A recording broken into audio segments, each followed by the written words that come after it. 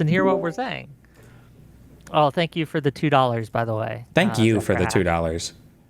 Oh, sorry, he's here. Welcome to the show. We have an audible connection now. So let's just get this on the road, and we'll get to it. So welcome. Yet another episode of WIC TV. It's a cross-ideological space where we come together to talk about issues both political and cultural, from the silly to the serious. Econoboi asked me to set this up because he felt that it would be a more productive discussion to have kind of like a correction already, moderator interference. The people asked for this to be set up. The people. Okay. So the let's be socialism accurate. strikes already.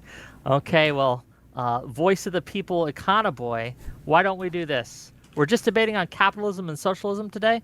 And the first question I have for Econoboi, and we're going to give the mic to him, is when you say you're a socialist, what do you mean?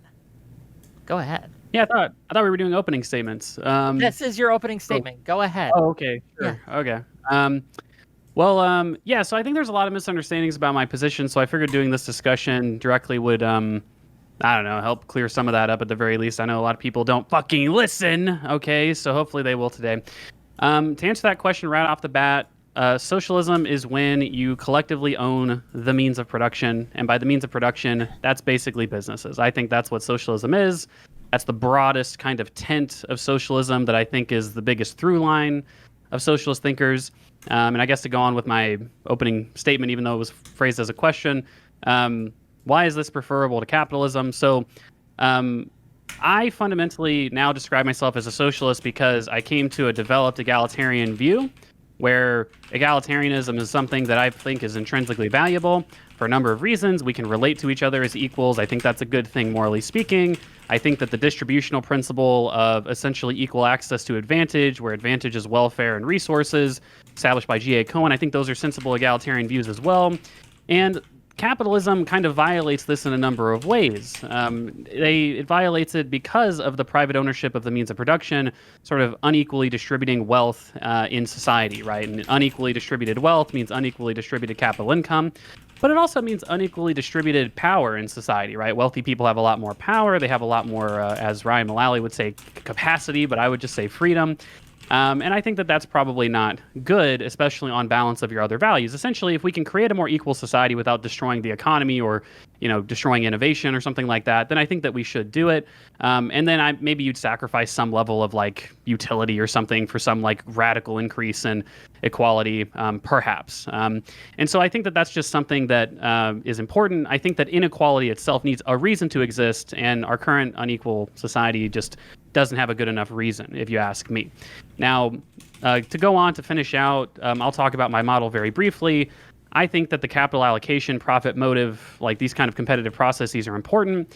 The way that capitalism kind of works today is that we have huge asset managers that allocate a huge proportion of the capital in society. And so basically what I'm saying is we should transition that process, that capital management asset process, from private hands to public hands in the form of sovereign wealth funds and holding corporations, to where we can eat up a large chunk of the economy, if not the whole economy, if things just end up working out really, really well by doing this. One small caveat before I give it over to Wick and Destiny is when I reference countries, I've heard people say that I said this. I've never said this, and I won't say it today. I don't think that the Nordic countries are socialist countries, okay? I think that socialism is when you collectively own the means of production. Societies exist on a spectrum between total private ownership and total collective ownership, the socialist ideal, the capitalist ideal. The Nordic economies, the reason I reference them is because they've engaged in a process of socializing at least a very large chunk of their economies. And we can see kind of the fruits of that, where they have reasonably decent levels of economic growth, employment, good unionization, things like that, high equality. And I think that those are just good examples of the process where I want to move society towards. Okay, well, thanks for being here. Destiny, why is capitalism the superior system to whatever Econoboi just said?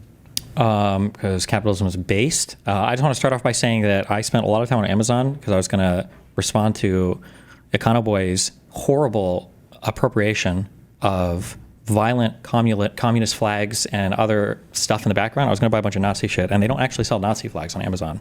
So I don't appreciate that. I feel like it's very one-sided in how they run things over there. When it comes to like a larger discussion on this, I don't know if I need to clarify this or not, but I guess just for anybody listening who doesn't catch everything on every platform, obviously there were a lot of heated debates between me and Pisco and Econoboi and other members of different communities having to do with like leftists and tankies and bad actors and everything.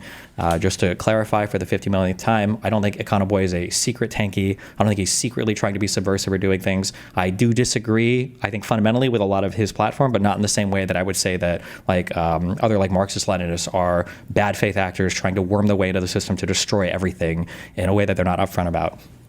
Just, I guess, for anybody that needs to hear that or isn't clear of that. So I guess our conversation will probably revolve around a few things in this debate or conversation, whatever we call this. So I think the first issue I have is I think there's like an unclear vision of what socialism actually is or means. I think it's kind of ironic, or not ironic, but funny, I guess, that Econoboi kind of started off clarifying, what his version of socialism is, that he doesn't think that Nordic countries are socialist. And it seems like that on one hand, you want to say, not Econoboi in general, but on one hand, like people want to say that they're socialists, but then you fight so much against like what socialism means or what it doesn't mean that the label starts to become meaningless. And I think that the issue is that it allows for a lot of bad faith actors to come in and kind of usurp that label and use it as kind of a disguise or a mask for more insidious views. So I think it's one reason I don't like the socialist label if what somebody's advocating for is largely liberal or works in a liberal or capitalist framework. I do think there are huge moral and democratic questions about what the expropriation of property ultimately looks like.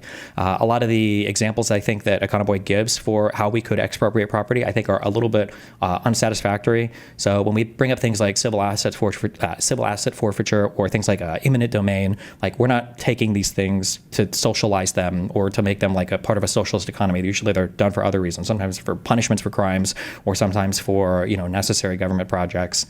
I don't think that those comparisons are the same as trying to acquire 90 to 100% of the overall capital of the United States, under the ownership of the government. I think that when we talk about egalitarianism and when we talk about idealized forms of economies, I don't know how much time I'll argue this, but I think it's interesting that you always hear this argument, and even capitalists give here, arguments will socialists will say and capitalists will say, well, socialism only works in an idealized form of society where there's no human greed. And in an ideal world, maybe we'd be socialist. But I don't actually know why that's true. I feel like people assume that, and it's not necessarily the case. Like, I can envision an ideal socialist world where everybody shares in the means of production and we all get the fruits of our own labor and, we all can do that, sure. But I could also conceive of an ideal capitalist world where everybody has really high-paying jobs. They can choose who they want to work for at any point in time and quit and leave. And I feel like you could have idealized versions of both worlds. It's just difficult because with capitalism, there's a real-world implementation of that, and you have to fight on that real-world implementation. And then on the socialist version, you have to fight on the kind of like idealized or utopian version. So it's harder to kind of like point out flaws. 4 and 5, I think for the fourth point, I've got socializing profits is a thing that socialists always talk about. Like, we want equal ownership in the means of production so that we can all kind of reap the rewards. And I think that's an attractive quality about sharing in the ownership of the means of production. But it also means socializing decisions. And I feel like there's not as much time paid to the socializing decisions parts. So for instance, if the government owns 90 to 100% of all the capital in the country, that means that every new business started kind of has to be started by the government. So are we taking votes on that? Are they going to be picking winners and losers? Are they going to decide, whether or not there's an 18 or older ID verification limit on my pornographic consumption, or whether or not League of Legends gets canceled for Dota 2 or whatever else? And then I think that for the final thing, this is kind of a general complaint I've had. When people talk about like, we got these really good things because of socialism in the United States, whether you're talking minimum wage or 40-hour work weeks or whatever else, I think it's important to clarify that all of these things are happening in a liberal system, and there are good things that can happen from lots of different modes of economic production and lots of different countries that can happen in a liberal capitalist system. But if we were to move to a fully socialist system, we could only do the good socialist things. You wouldn't have any of the good capitalist things, and I think that is problematic. Okay. Is that your goal, Econoboi, to move to a entirely socialist system? Yeah, I mean, I think that there's moral reasons to think that the socialist ideal of complete social ownership of businesses would be a good thing, right? That, again, if we could, and this is something that I've said before, I think a kind of a typical argument that people will make against socialism is, oh, well, it looks great on paper, which is to say, like, intuitively, sure, like a totally egalitarian system looks great, but it just doesn't work, right? We just can't make it work for one reason or another. And I would say that, look, I mean, I guess I don't know as we move through the process of like fully socializing the economy, exactly what it would look like when we start to get to 80, 85, 90% of businesses being collectively owned. But I think that there's strong reason to believe that we can at least get a great majority of the way there without these kind of huge deleterious effects on the economy. And at the end of the day, I'm not super stubborn about this. Like if we get to whatever, 75%, like we've replaced institutional private investors with institutional public investors, which is to say about 75% of the stock market and all this kind of stuff is owned publicly instead of privately. And all of a sudden, we have this kind of like radically egalitarian system compared to what we had before with similar standards of living. I guess I'm just not so offended by that, right? But in our current system where we have just such a high level of inequality, wealth inequality, income inequality, and what I think to be pretty obvious solutions towards fixing that problem in pretty direct ways, and we can look at other examples of countries that have done that, we should certainly do it because I think that most people have at the very least egalitarian instincts. And so we should move toward that direction, even if once we get there, it's like, oh, we have to kind of make some sticky decisions on the edge. I think that the bigger discussion is, should we move towards that direction, and what does moving towards that direction look like? Because certainly I think that we should, and certainly I think that there's a good way to move towards that direction. Can I ask a question on this? I'm trying to hone in when you say moral reasons, okay? So my understanding is if you had a fully socialist society where all of the workers are owning all of their means of productions, that would basically do little, if anything, to address overall wealth inequality. No? Wouldn't you still have massive wealth inequality across different firms, even if not within different firms? So for instance, if there was like a cooperatively owned or socialist owned engineering firm, wouldn't all those people make way more money than the cooperatively owned janitorial cleaning services firm? Yeah. So I think it's important to maybe take a step back. So there's a lot of different ways to collectively own the means of production. Worker ownership is just one of those ways. Now, I don't really favor a worker ownership model personally. I tend to favor social ownership models through things like expansion of government services, which probably you and I would agree that some government services should be expanded, like public transit, healthcare systems, things like that. And then I think that the bulk of the market economy should be owned by these kind of publicly owned holding corporations and sovereign wealth funds, which compete against each other similar to how current asset managers already do. And that would create a hugely egalitarian distribution because public wealth is sort of necessarily horizontally distributed because the way that wealth is managed is one person, one vote, not necessarily one worker in one cooperative, one vote. I hope that makes sense. Okay, so then so we're saying that the businesses are collectively owned, meaning that so employees could still like quit and go to other jobs or get education and training, go to other jobs. Does this mean that the government then would be basically collecting the excess in worker, like in the value produced by the worker? The government would basically be the stand-in for the capital owner there? Well, I mean, even Marx in his Critique of the Gotha program said that the worker is not entitled to the entire surplus value that they create, that you need money to be set aside for things like administration, welfare payments, and I think he also said like essentially capital rotation, like reinvestments in capital, right? And so similarly, right, by having a social ownership model, we're essentially accomplishing all of those goals at once, where the worker is returned a substantial portion of the value that they create, because obviously workers still enjoy the fruits of the government's services and welfare payments and, UBI or whatever we use the capital income for. But it also goes to those other things that Marx identified as important as well, just general welfare payments for people who can't work. I think he identified the elderly and people like that as well. And of course, the government can also make public investments with that money as well. Okay, so I'm trying to just understand. So like administration fees, I wouldn't consider this like capital owner, right? So when I think of capital, I think of, for a business, you are deploying you're deploying your capital, and then you're deploying your labor. And then when the labor interacts with the capital is creating some value, and then when that product is like sold to some consumer, some money goes back to the cost of the business, but there's an excess at the top after administrative fees, after everything else, and that excess at the top would go to the capital investor in it. And I'm just trying to understand. So in this state, you would have the capital investor, the capital owner. The owner class is just replaced by the state, right? Yeah, the capital owners would be the public at large, right? So again, I think that Marx, obviously, a lot of in Marx's writings, he's a little bit vague. Obviously, he recommended, at some points in his life, he recommended state ownership, but it seemed like there was a cooperative ownership model maybe in the mature part of his life. At the end of the day, though, I'm just saying that, number one, I don't think that Marx is like a definitive view of what socialism is, but even to the extent that he is, I think that the spirit of this, where the worker receives a great portion of the value that they create, but set aside for the rest of society things like administrative expenses, capital investment, and welfare payments. I think that the spirit of that is accomplished with a social ownership model as well. And of course, to the extent that maybe some Marx historian would just say, no, Econoboi, you're totally wrong and misinterpreting Marx, it's like, well, whatever, my system's much more egalitarian, so that's why I prefer it.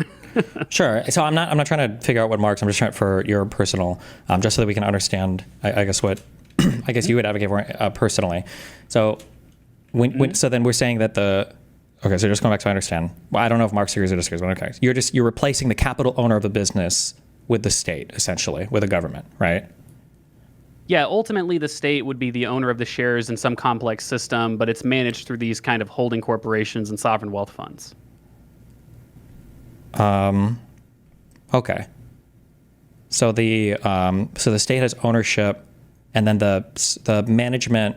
Does the state, like, you don't have to be like hyper specific here, but I was trying to understand what the managing structure, I guess, would look like. So it's not the state making the decisions; it's the holding companies, or.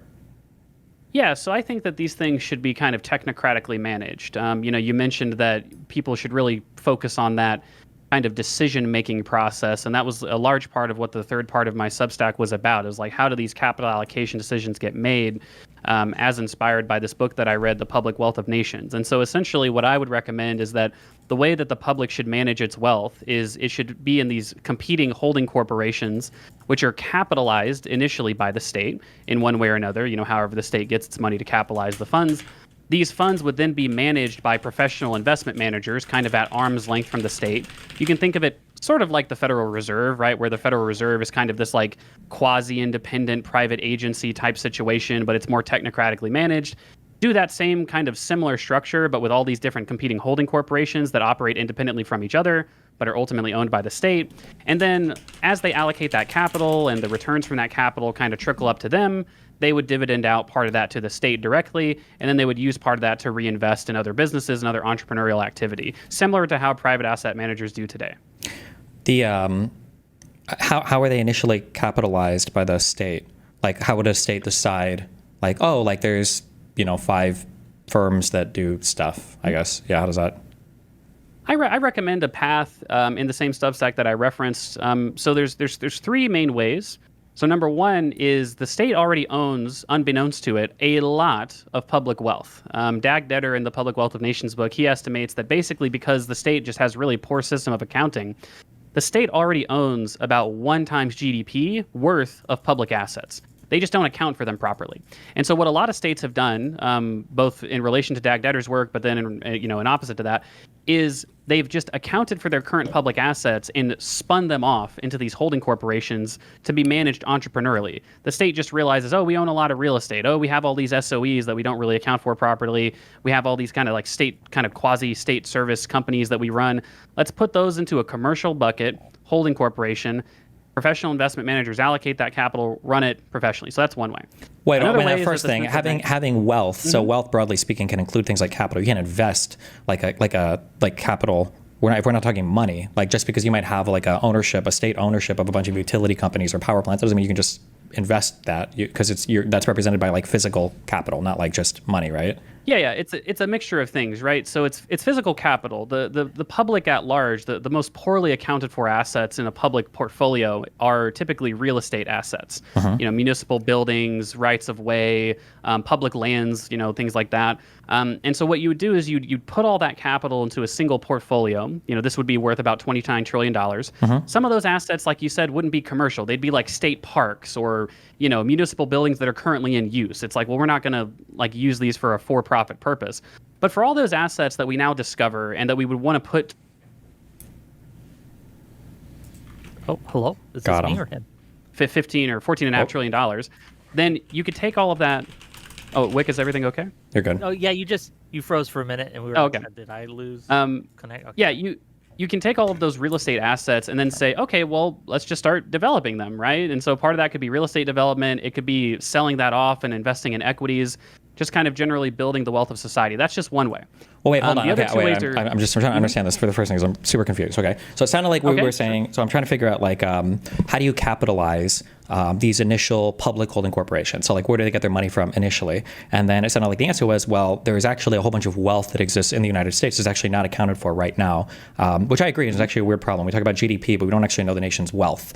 What is the total public accounting of all the assets? And then you say, well, there's a lot of these things that exist out there that aren't accounted for very well, and so we could have a better accounting of them. It's like, okay, but when we have that better accounting of them, we're not talking about money sitting in bank accounts. We're talking about we're like the stuff that capital is allocated to that it buys. So like power plants or real estate or So whatever. just to simply answer your question, Yeah. they would be sold for money or they would be developed directly. How would they right? sell So it? you But have but if we're talking about a model where we're moving to public ownership of all these things, who are you selling it to?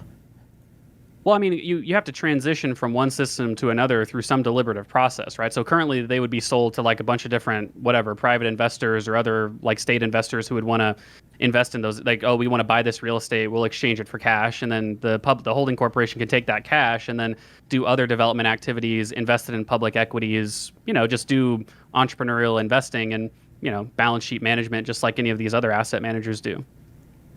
And then through that process, they would accumulate capital. The examples that we're giving here, can you give me a couple examples of things that seems like a horrible idea. Hold on, I'm sorry. I'm thinking the things that the public owns to be are we selling national parks for cash to capitalize our new public holding firms? Or are we selling Section 8 housing, or are we selling power plants? I just said there are going to be some assets that are not commercial in nature. I even referenced national parks. You probably wouldn't, you wouldn't sell a national park for cash, but there's a lot of or abandoned buildings that the government owns that it doesn't use productively because the government just has a very poor system of accounting for those assets, right? And so to the extent that we have assets like that we think we're not using this basically for any productive purpose, we can either lease those out for development directly to strip back cash from the market and use for other entrepreneurial activities, or we could, which is to say directly develop them, or we could just sell those for cash and then use the cash, these kind of socialized rents, for other entrepreneurial activity, investing in equities, private equity investment, whatever it ends up being. And through that process, the state now is, either developing assets directly or it transfers assets for cash and uses the cash for development activities.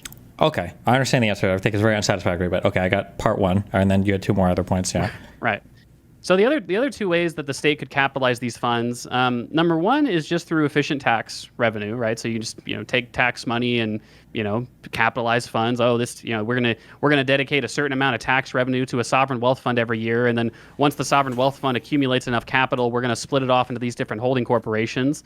You could certainly do it that way. Another way that the last thing that I'll say, which I think is kind of an interesting way to think about, the Bank of Japan does something a little bit similar, is that the Federal Reserve engages in quantitative easing, where the Federal Reserve creates money and then transfers the cash that they created with financial assets. But our Federal Reserve has the restriction where they only use that cash to buy fixed income.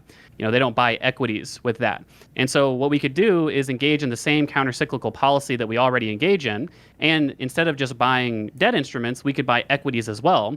And through that process, we could accumulate capital and then transfer that capital into a sovereign wealth fund and then eventually split it off into competing holding corporations once the sovereign wealth fund gets big enough. Okay, and then that way. So Those three main ways. so I understand we have a couple of ways that we would get the money there. How do you make the decision of how many of these holding companies will you have, and who gets how do you do that part? Yeah, I think in terms of the decision making on how you would do it, I think you would want to have as rules based a system as possible. Currently, I don't know that I would have any strict upper limits on like how big a holding corporation could be. I think that once you would say like, oh, the sovereign wealth fund accumulated $15 trillion, and we're going to spin it off into like 15 different $1 trillion holding corporations as like an initial portfolio.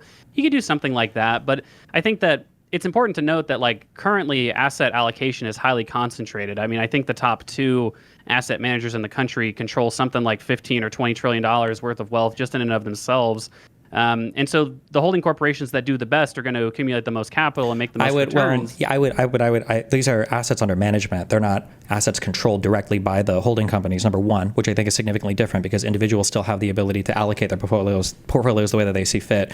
And then two, these people, the assets under management, these large firms are not owning the things like wholesale that they are managing assets for, right? Like it's not like BlackRock or any of these huge assets under management firms are like making decisions for all of these companies unilaterally, kind of like our public holding corporations would be. So I feel like these are meaningfully different in those two ways.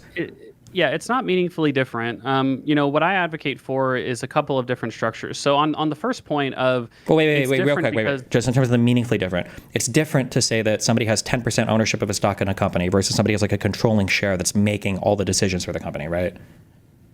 Right, but I don't necessarily advocate for holding corporations always buying controlling interest in companies, right? That's what I was going to explain. So, okay.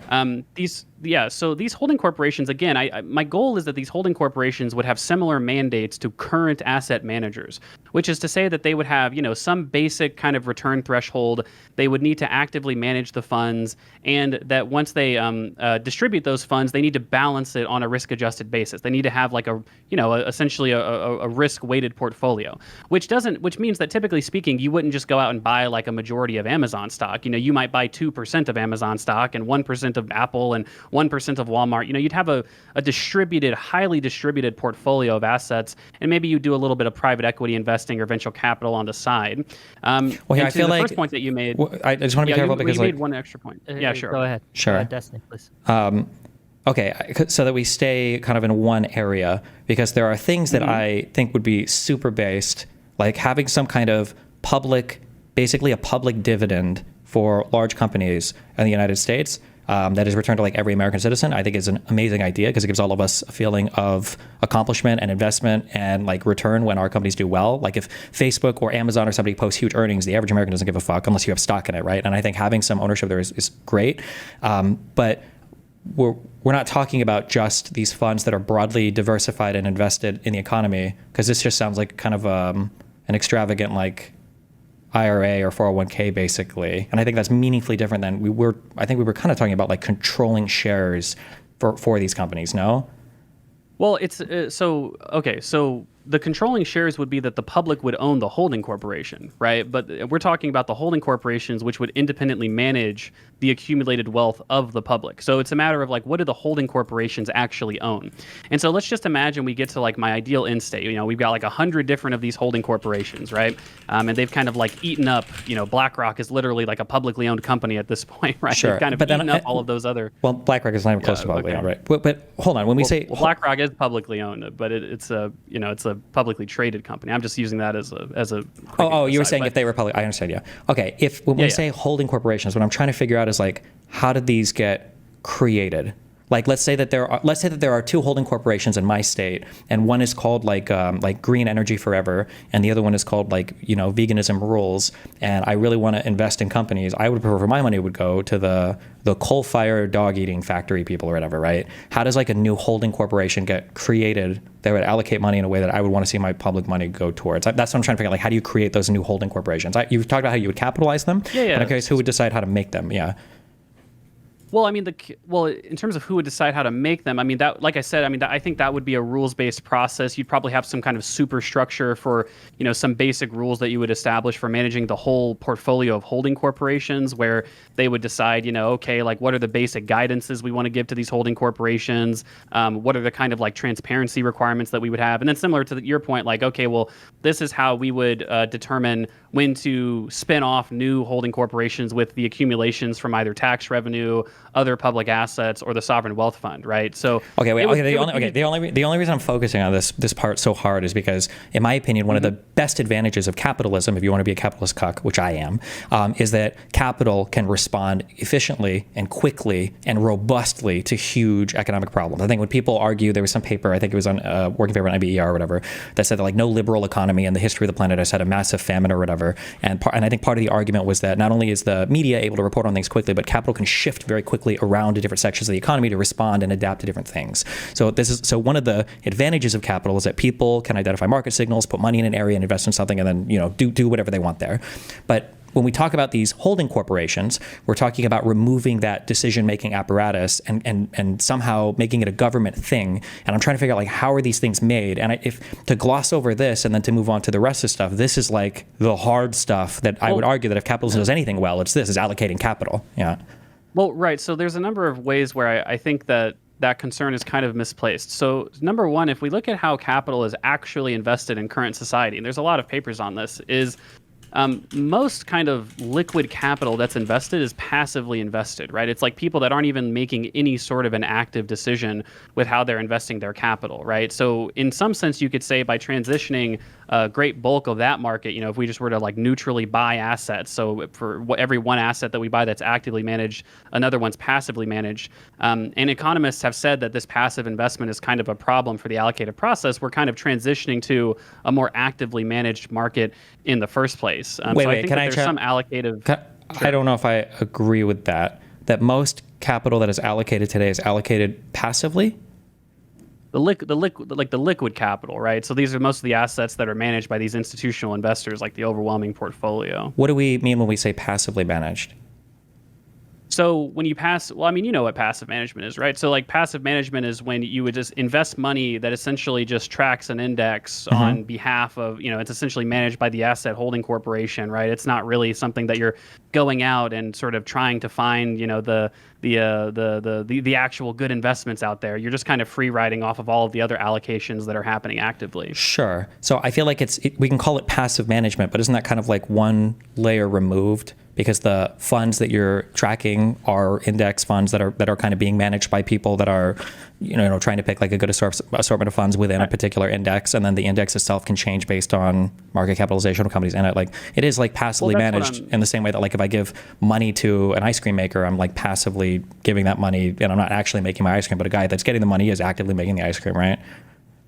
Well, there's a lot of papers on how this is like an allocative distortion, right? Because when essentially it makes it to where there's not as much actual entrepreneurial investing activity, and you're increasing the risk of improper allocation of capital because you're sort of necessarily lowering the amount of actual active investing that people are doing when they're going out and trying to search for the best investments. And so the holding corporations, by engaging in an active management process, are kind of effectively solving that problem by some great proportion, and ideally leading to better allocative efficiency. Because again, I do advocate for very strict technocratic management of these assets.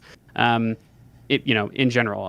Sure, and so I understand. To your point, just the last thing, Sure. one more thing. The last thing that I haven't been able to say is that you keep on saying that the decision-making process of capital moving in certain places when they see market activity, again, like that whole competitive process between these asset managers is still internalized into my system, that these big asset managers that are now publicly owned would have the same competitive dynamics and incentives to do the exact same thing under my system as they do under our current system. They'd have the profit motive, market dynamics. That's the thing that markets. I don't understand. That's why I keep asking how these are created, because I don't think they would have that same...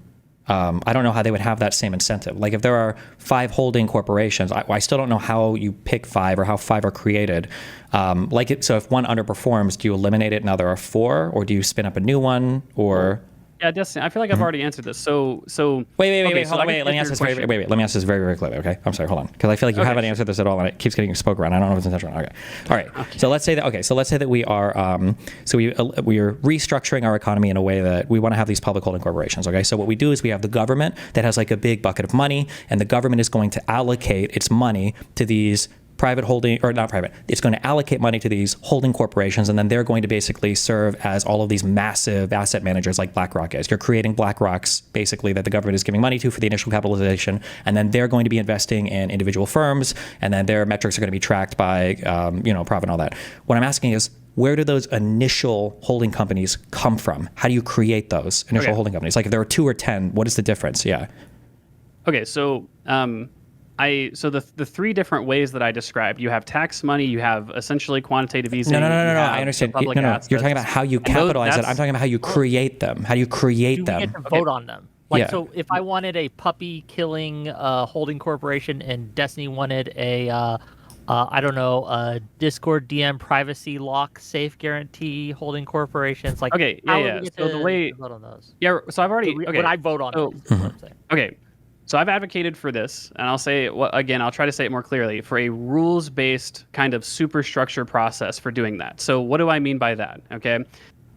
For instance, right, the Federal Reserve, we have like the Board of Governors, and different presidents kind of appoint the Board of Governors. No. Federal Reserve has 2 mandates that aren't tied to like the profit motive or aren't tied, and like it's a one thing. I'm just using that as an example. No, I understand, but I'm not saying it's exactly the same. I know you're not saying it's the same. I'm saying it's disanalogous because you only have one Federal Reserve. We're not talking about creating multiple Federal Reserves, and their goal isn't to make money or pick winners or losers. It's broadly become a superstructure, right? So again, you might have a superstructure. So all the different holding corporations would have their own boards that are appointed, right, by the public, by this kind of rules-based process. But then you might have a superstructure that says, okay, like this is the general guidance we would give the firms. This is how much wealth we've accumulated in our financial assets from our sovereign wealth fund. Hey, we think it's time now to vote on whether or not to open a new public holding corporation because, we've got $5 trillion in our sovereign wealth fund. Let's do another $1 trillion like holding corporation and recapitalize it similar to this kind of broad superstructure of competing holding corporations that we have. So I hope that's a completely direct answer to that question. I think there'd probably be some kind of superstructure, rules-based, independent technocratic management process for determining how to capitalize new holding corporations. To answer the other question you asked about what happens to firms that fail, the same thing that happens to firms that fail today, right? Like I believe in hard budget constraints. Once they're capitalized, you're on your own. You got to compete in the market. You have to survive. You have to do what you got to do to basically, earn a living, right? And if these holding corporations were to go bankrupt, then they have to go through the ordinary bankrupt process. The goal of any portfolio is, and this is for the audience because I'm sure you understand this, is that the goal for any portfolio is not for every single investment that you make to succeed at all times. It's just to have a weighted, risk-adjusted portfolio so that you're not overly exposed to any one thing. To the extent that where if one holding corporation or one investment within a holding corporation goes bust, you have enough of a diversified investment pool that you're still getting a lot of returns for the public, a lot of returns from your portfolio at large. Okay, and then I just want to let the record reflect I am not happy with the superstructure answer, but I accept it and I'll move on to the next thing. I'm just curious, how do these holding corporations, how do they engage with I don't know what we would call these firms.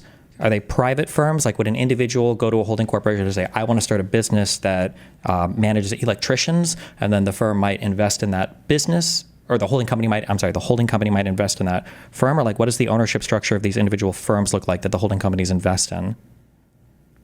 Yeah. So they would start out, and I think throughout the process of transition until we get to total socialization, the process would look very similar to what it looks like now, where people would be able to just go out and start businesses and decide the ownership structure for however they wanted. I think that where the holding corporations would come in. Wait. You keep glossing.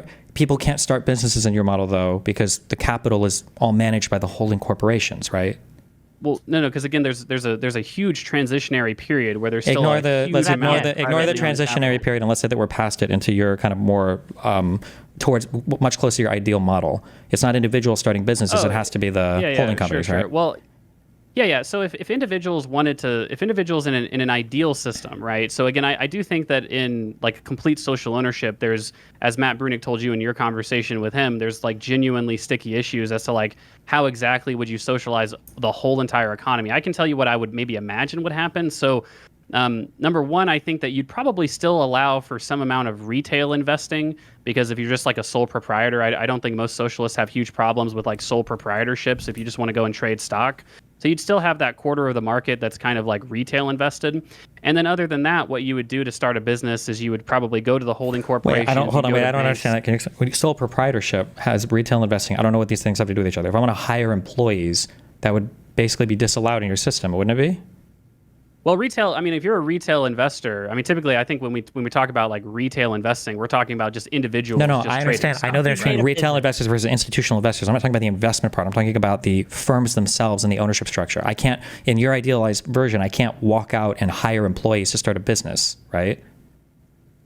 Yeah. So in a total idealized system, which again I have a hard time imagining, I think that we can get to like 75% social ownership, and then again these genuinely sticky issues come up, which I think are very relevant criticisms to point out. But I can tell you kind of what I would roughly imagine. I think that if you were going to go out and start a business, you'd probably have to engage in the state in some way. Like you'd have to sell like a portion of your equity over time, or maybe you could go out and try to raise funds from other retail investors that would be able to offer you some amount of money, or maybe you'd have to rely on lending in some sort. Something like that. But I think that once you try to go for like a very, very rigid model, it becomes very, very hard to kind of imagine what that process would look like, at least to me. Okay. Well, I'm unsatisfied with the answer, but I will accept it. Okay. I guess, yeah, I'm unsatisfied too. You keep switching Econoboi, and I don't mean to double team you here, right? But you keep switching between, well, there's a transitionary period where the rules would be X, but then I want Y where the rules would be something else. And well, right. So I mean, we could rather talk about. I think what it might. So again, let me just answer the question. Yeah, wait, just let me answer the question directly. Okay, I'll imagine an ideal end state, right? So what we might imagine is that you still have about what we have now. We have like 25% retail investors. They're still just doing their little individual investing. I don't think that I mean, my socialism, I guess, I don't really care if people individually go out and invest money if they want. Now, other than that, it's like, okay, well, how do you start a business? Well, I guess that entire process could be socialized within the holding corporations themselves, where it would basically be these holding corporations deciding what to invest in and why, and they would be competing against each other to do the exact same thing. Now, if an individual, like you guys are describing, like, hey, an individual wants to go out and start a business, well, I guess you'd have to basically go to the holding corporations and convince them to capitalize. Basically. Yeah, you have to convince. Like, it's a stand-in for government. Yeah.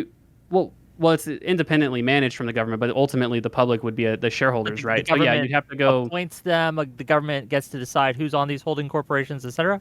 Well, yeah, but Wick, there's a huge difference between you got to go to a government bureaucrat and you have to go to a technocratically managed asset manager, right? Like it's like the difference between. So, well, it's an independent agency, right? So ideally, it wouldn't be like strictly beholden to like any one government, right? It would have its sort of independent rules-based system that it follows. Now, obviously, the government can, around the edges, I think, make some reforms if they want. I mean, we do have a democracy after all. It wouldn't be like a 100% independent thing. But yeah, if you wanted to start a business, you basically have to go to the holding corporation and convince them to capitalize that business and invest in it. Similar to how people have to go to asset managers today. The only difference, well, I guess not to minimize it, but the only difference would be that would be essentially like your only option. You'd have to go to either a bank or one of these holding corporations, or you'd have to be a retail investor just doing the same thing. Okay. Right. And in a system like that, I think that I think there's a good reason to think that even in that kind of idealist version of our system, we would have great levels of equality. We'd get trillions of dollars of dividend payments to, use for public purposes that we wanted. And I think that the allocation process fundamentally would be very sound because, again, the allocation process looks extremely similar to the allocation process that we have today under our current kind of asset managers. And lastly, what I would argue is that, look, I think that a more egalitarian system in many ways is substantially more entrepreneurial than our current system, right? A lot of these billionaires who talk about how they started their businesses, they don't say, I got $10 billion from my dad, and that's how I started my $10 billion factory, right? It's like, oh, I started in a garage. I got, Trump says I got a small loan of $1 million. Well, obviously, if we horizontalize a lot of that capital and have this much greater equality of opportunity, then ideally there'd be a lot more people that are able to actually live up to their full capabilities in my system versus the current system that we have now. Okay, I guess a couple questions for both of you in this point, right? So to Destiny first, I guess. What in principle Okay. Is the difference about democratically voting to raise taxes and democratically voting for other forms of expropriation? What's this word? Expropriation. Thank you. For property. Like, what's the difference between this? So, for example, what in principle allows you to compel a company to turn over a percentage of its profits versus more like what Econoboi is talking about, where the government compels you to work through these holding companies to do your business. I think, was this a dono? No, this is just a question. Oh, there's some guy in my chat that spent this question 50 trillion fucking times. I think expropriation is meaningfully different than taxes, because I feel like when people talk about expropriation, you're typically talking about taking like a thing that the person will no longer have access to. Usually you're talking about a form of like a thing, like an actual physical, like a building or something else. You're taking that. Taxes are generally like surplus thing, like they're applied to profits. It's not like you're taxing my revenues and I don't even have money to pay my bills and the government's coming after something and now they're going to take my property, my buildings or whatever. So generally taxes are applied to profits. So excesses, money, things that are like fungible, and expropriation is usually tied to things that are not fungible and it's like taking an irreplaceable thing from you. I think they're meaningfully different things. Okay, fair enough. To you, Econoboi, is there such a thing? And if there is, can you kind of walk me through it? A liberal socialism. Like, how is liberalism in your mind compatible with the economic model you just kind of laid out there? Yeah, sure. Number one, I do want to challenge, I do want to challenge Destiny and also Uwick because I'm not hearing much in terms of concrete reasons why my model would be like deeply allocatively inefficient or Wick, there's nothing vague about what I'm saying. I'm saying we have all these asset managers now. Just imagine a system where they're all public instead of privately owned. Okay, imagine that, right? Like that's the complete. And if you just literally don't understand how capital is allocated in our system, and so you have no conception of what that looks like, just say that, Wick. But don't say I'm not being specific. Goddammit. Sorry, I got. It doesn't make sense to say that they're. Sure, I'll answer the viewer's question after you respond, Destiny. Sorry. Or go ahead. You can answer the question. Well, yeah. Anyway, so I do actually want to learn. Like, I hear a lot of, it just seems like it doesn't. I want to get into that. Tell me why. So, on the answer of can you have a liberal socialism? So yes, I think that for the most part, I think liberalism is defined by individual rights, political equality, things like that. I don't think liberalism is necessarily defined by in large majority part, the ability to start a private business. I think there's a reason why, famous kind of historical liberal J.S. Mill, he endorsed socialism at the end of his life, even though he was a very committed liberal for his time, and obviously had an incomplete view of liberalism himself. But even like contemporary liberalism, probably the most famous liberal thinker contemporarily is John Rawls. And Rawls also endorsed socialism, right? Rawls said that you can certainly achieve liberal ideals with a democratic socialist system. And he thought that because, again, the things about political equality and individual rights, like there's nothing necessarily incompatible with socialism and the idea of having essentially political equality and individual rights, right? Like, I don't think my system would abolish free speech. I don't think my system would not be democratic in nature. I've already said, hey, if people just like don't want to do what I'm suggesting, well, vote against it. I don't know. I'm not going to fucking force anybody to do anything. So anyway, so that's kind of what I'm describing ultimately. Okay, you had something to say, Destiny, to him, and we can kind of go. Yeah, so I feel like the challenge is that you say that you're answering questions, but every time you answer the question, we package all of the really difficult things into this like phrase of like an ambiguous superstructure or like the rules or some crazy rule set, and I was like, okay, Hello? We still here? Hello? What just happened? We okay. for a second. Did it not? Okay, I'm gonna start over. It feels like the issue is every time I try to like figure out how like any of these things are. Wait, is it working? Hello? No, it is. You guys are here? Go for it. Okay. Yeah, I feel like we get like the answer is like, oh, well, there would be rules to take care of that. And it's like those rules, I think, are pretty important.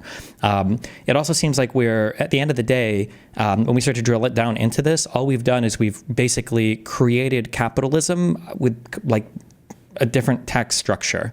So for instance, I'm very confused. You're advocating for a system of socialism where individuals can still start firms on their own and then scrape excesses from the surplus value created by their employees. That's a very strange. The only difference is we're just the initial investment comes from holding corporations that are capitalized with public funds? Is that the answer? Is that like if I wanted to start a business, am I allowed to hire employees?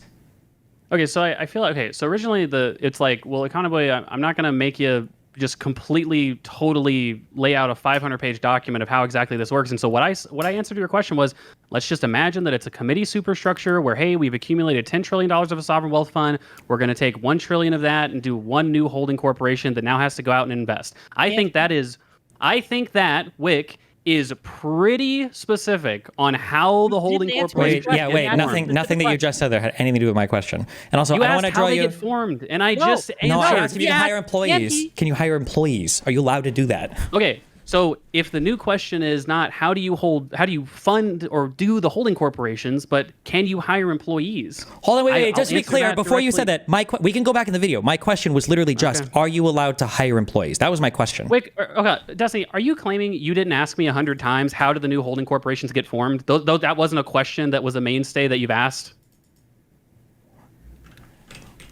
I mean, really? Like, come on. You asked that like 5 or 10 times, and I feel like we've kind of been circling the drain on that. Give me 1 second. Hold on. All right, give me a second. Go for it.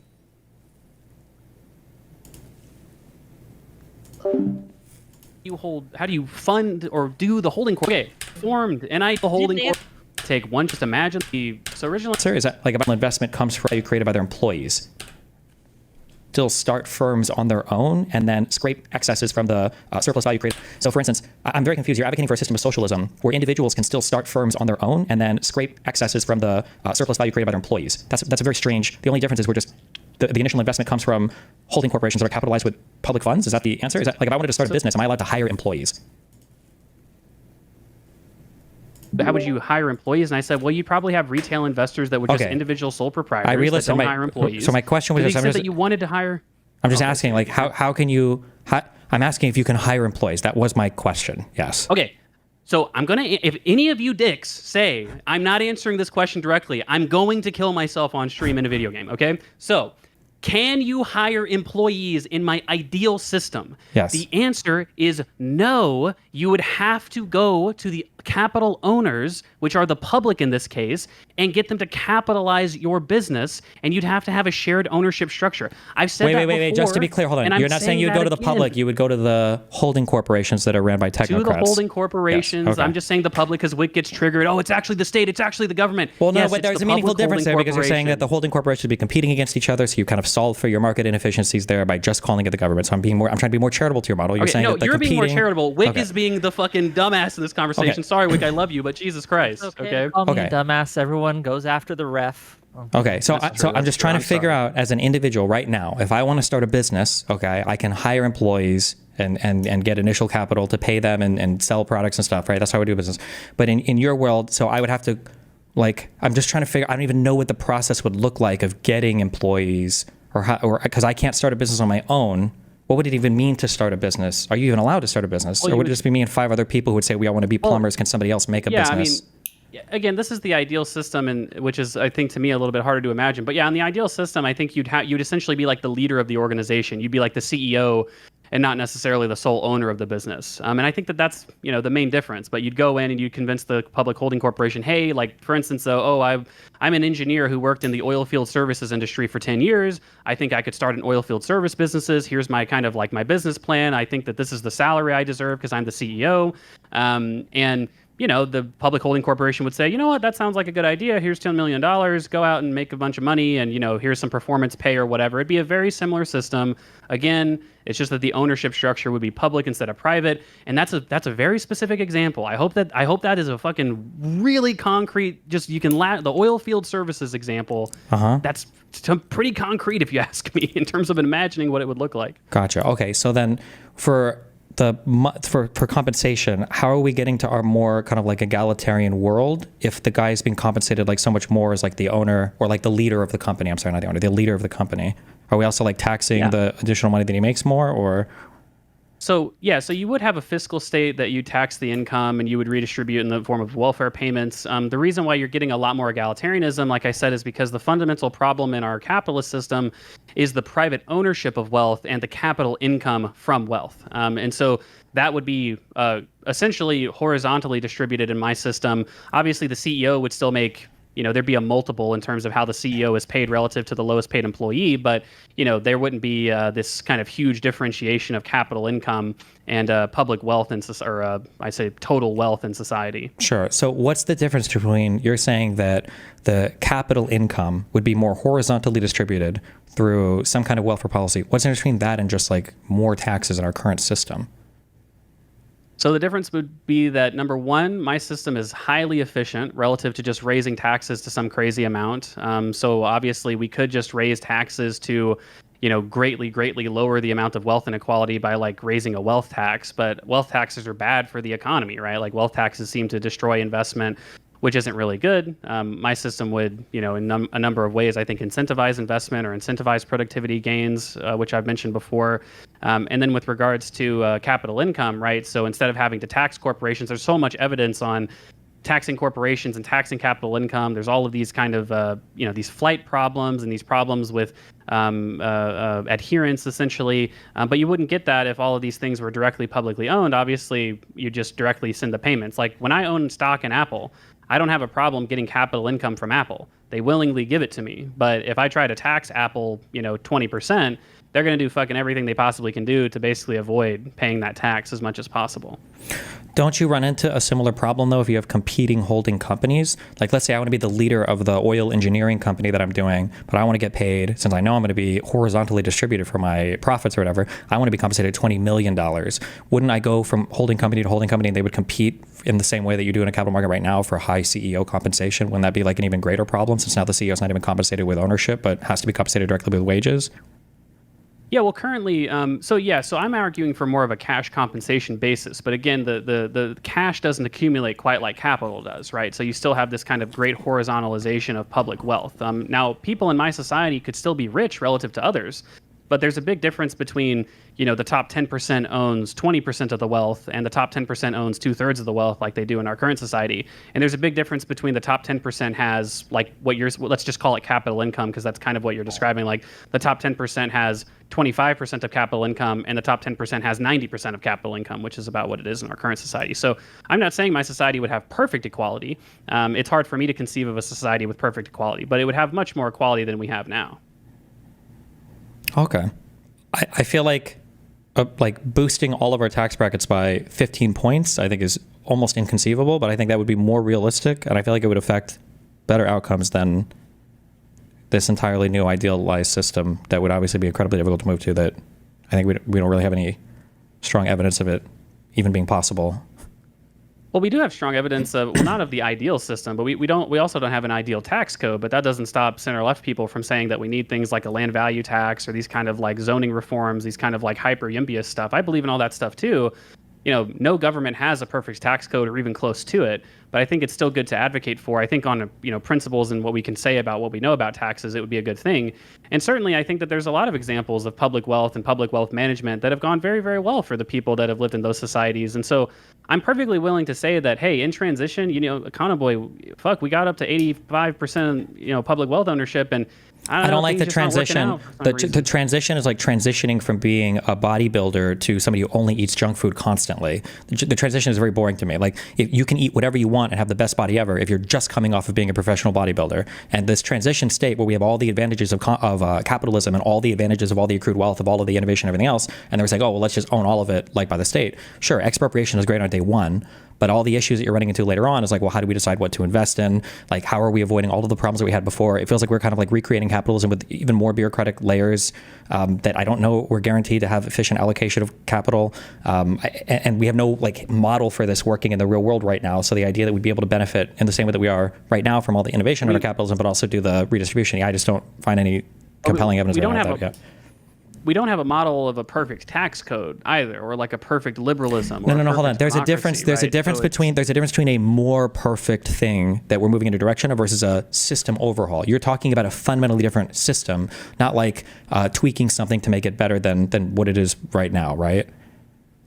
So, well, I don't know. I think in some senses I would argue that my plan is a tweak of our current system, right? I mean, because again, I tried in my system to kind of internalize the same kind of allocative and sort of investment the allocative investment process that we currently see today under the same kinds of institutions that we see today. You know, these asset managers, privately owned versus publicly owned, right? Well, I think, and we do see there's. I was just going to say one last thing, one more sentence, is that we do see a ton of examples of public wealth accumulation, and so I would agree. I would fully concede that, look, we do not know, like, essentially what the ideal system would actually do, right? But we have at least good reason to believe that the transition to that ideal system can work out very, very well, because it already has worked out very, very well in these other countries. And so I'm saying that for me, at least, for me personally, that's enough evidence to say two things. We should definitely try and make that transition, because we can make real improvements today. And then two, insofar as that continues to keep working out, we should just keep doing it. And we should keep trying to strive towards that ideal. And I don't think that's an insensible way to think about things or how to label yourself. I think so. I think it's when I say like entirely different and not just moving in a certain direction. So like, for instance, like in the society that you're talking about, if I wanted to start a company and none of the technocratic boards or whatever were okay with that company starting, I would be disallowed from starting that company in my country. I wouldn't be allowed to do that. Sorry, say that again, Destiny. I got distracted. Let's say that I wanted to start a new firm that makes retro Game Boys, and none of the technocratic boards are on board with me making my new Game Boy manufacturing firm, I would be banned from doing that. It would be illegal to do that in the new country that we've created. Well, you'd have to contract it out in some way, right? So you wouldn't be able to own the capital yourself, but obviously to the extent that manufacturing retro Game Boys would just be, a specialized process of different services that you would need to do in order to do it. You could create that proof of concept, and then again, you can have a sole proprietorship where you're the one that actually kind of manages this and accumulates it, and then goes from there. We can't. So the sole proprietorship, I think we're using clever tricks to avoid the hard question. Because if I have a sole proprietorship, then could I not just hire 10 other 1099 people? Like, you recreated the 1099 model of, well, they're not my employees, they're just other sole proprietors. I could just recreate firms using 1099s instead of W-2s and former like C-level structure. No, like I don't think that's. Well, yeah, I mean the way. Well, but that's a question for your regulatory state, really. So it's like no. Wait, no. Conceptually, it's important that you, in your world, if you can't convince a technocratic board, you ban that. You can't just start a company if you want to. If you can't get out on board with it. But I'm saying I can easily just hand wave that and just say, okay, well, you can't. There's no 1099 employees, right? You have to hire like actual companies that exist that are full-time employees. Like, I don't know. It seems easy enough to just kind of say that that's a thing or a barrier that. But I can't hire them because I don't have the money, because I don't have capital in this society. I'm not allowed to start a business or like hire employees and stuff. Well, in our current society, there's a lot of people with great ideas that don't have shit for money, and they can't start any business at all because it's so inegalitarian. And that was one of the points that I made earlier, is that in my society, where people are so much more egalitarian. I'm not contesting that. I'm not contesting that in your society, some people that could make companies that don't have the ability to now might be able to. That's obviously true, right? I'm sure there are some people with good ideas that can't raise the money for it. But in your society, if you did have the money for a business that you wanted to start, but you couldn't get any of these giant holding companies on board with it, you would be disallowed from doing so.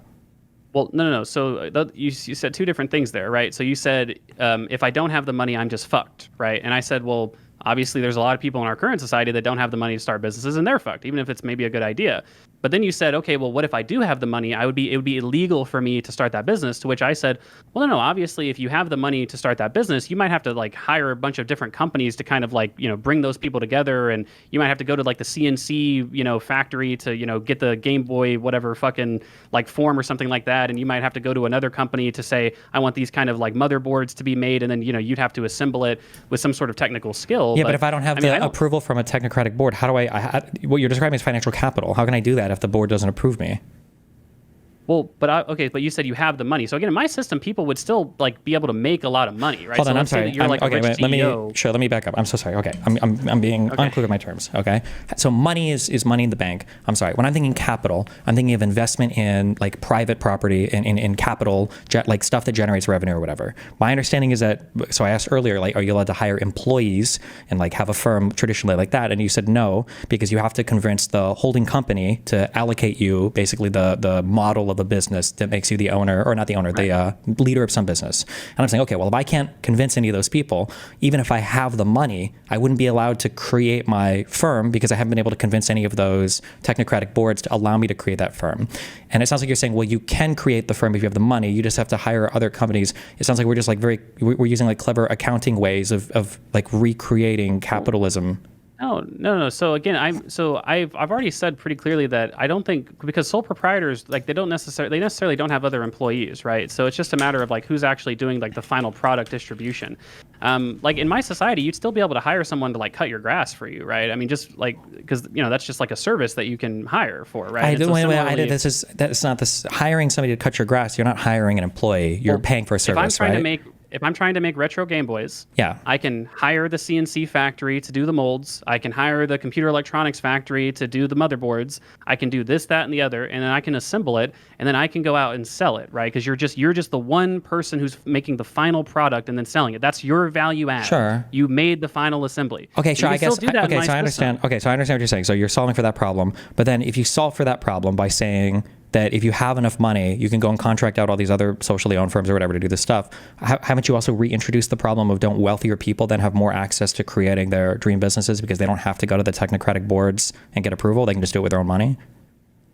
Yeah. Like I said, my system is not perfectly egalitarian in any means, right? It's just so substantially more egalitarian than we see now, right? So 10% of people having 25% of the wealth or capital income or something because they're wealthy CEOs is not ideal, right? But I do think that you do need some kind of like pay inequality in order to incentivize essentially like growth and productivity and performance pay and things like that. Sure, I understand that. But at the end of the day, the only way that you're solving for this, even in your system that is far different than what we currently have, the only way that you're solving for this is still just basically taxation, right? Except your taxation is coming in the form of eating all of the profits and maybe paying less wages to people, and then you're redistributing that in the form of welfare to people that aren't making as much. So it feels like a really complicated way to do more tax. It's definitely not just, again, it's definitely not just taxes, right? Because again, like the accumulated wealth of the public holding corporations is also horizontally distributed, right? So when I say horizontally distributed, I'm talking about like in an accounting sense, because one person, one vote, we all kind of control public wealth or whatever. Sure. Well, when I say it's like wealth is not in private accounts anymore. Well, what I say is it's basically like what you're doing is basically creating a 100% corporate tax rate, right? That's really what we're doing here. So in a crude sense, you could say that, but obviously these firms would have retained profits and they would have reinvestment and stuff. Like they would have reinvestment but reinvestment is not tax, right? So you're just creating basically a 100% corporate tax rate. Obviously, they would still do reinvestment in business and everything. You don't tax revenues, you tax profits, and then we're just taking that 100% corporate tax rate and then we're redistributing it in the form of other welfare payments. Well, again, because profits can be retained in my system, just like in our current system. So the actual dividends would be quote unquote taxed 100%. Like what you're distributing to the state is going directly to the state, obviously, right? Whereas when you say profits are retained where? Like in the treasuries of the individual corporations. But wouldn't that just be the giant holding companies? Yeah, the individual corporations within the holding companies' portfolios or the holding companies themselves. Just like those holding companies, it's not really retained in the individual companies themselves, because the holding companies could just reallocate that capital to a more profitable business if they wanted to, right? And they would, I would imagine. We want them to do that, right? They could have like a shareholders like prioritization in that regard, like what to do with the money in the corporate treasury. But again, my system has very like distributed ownership amongst these holding corporations, right? A holding corporation could say, hey, we're going to buy out 100% of Apple, and that's just going to be like our company, like we're the holding corporation that owns Apple or whatever. But I think that for the most part, you would see, similar to like BlackRock and Vanguard, you would see that BlackRock and Vanguard don't really own a lot of controlling stakes in any one company, so they only have like this like proportional influence in what corporations do with their balance sheet. That's the competitive process that I want to retain. But then I don't understand then.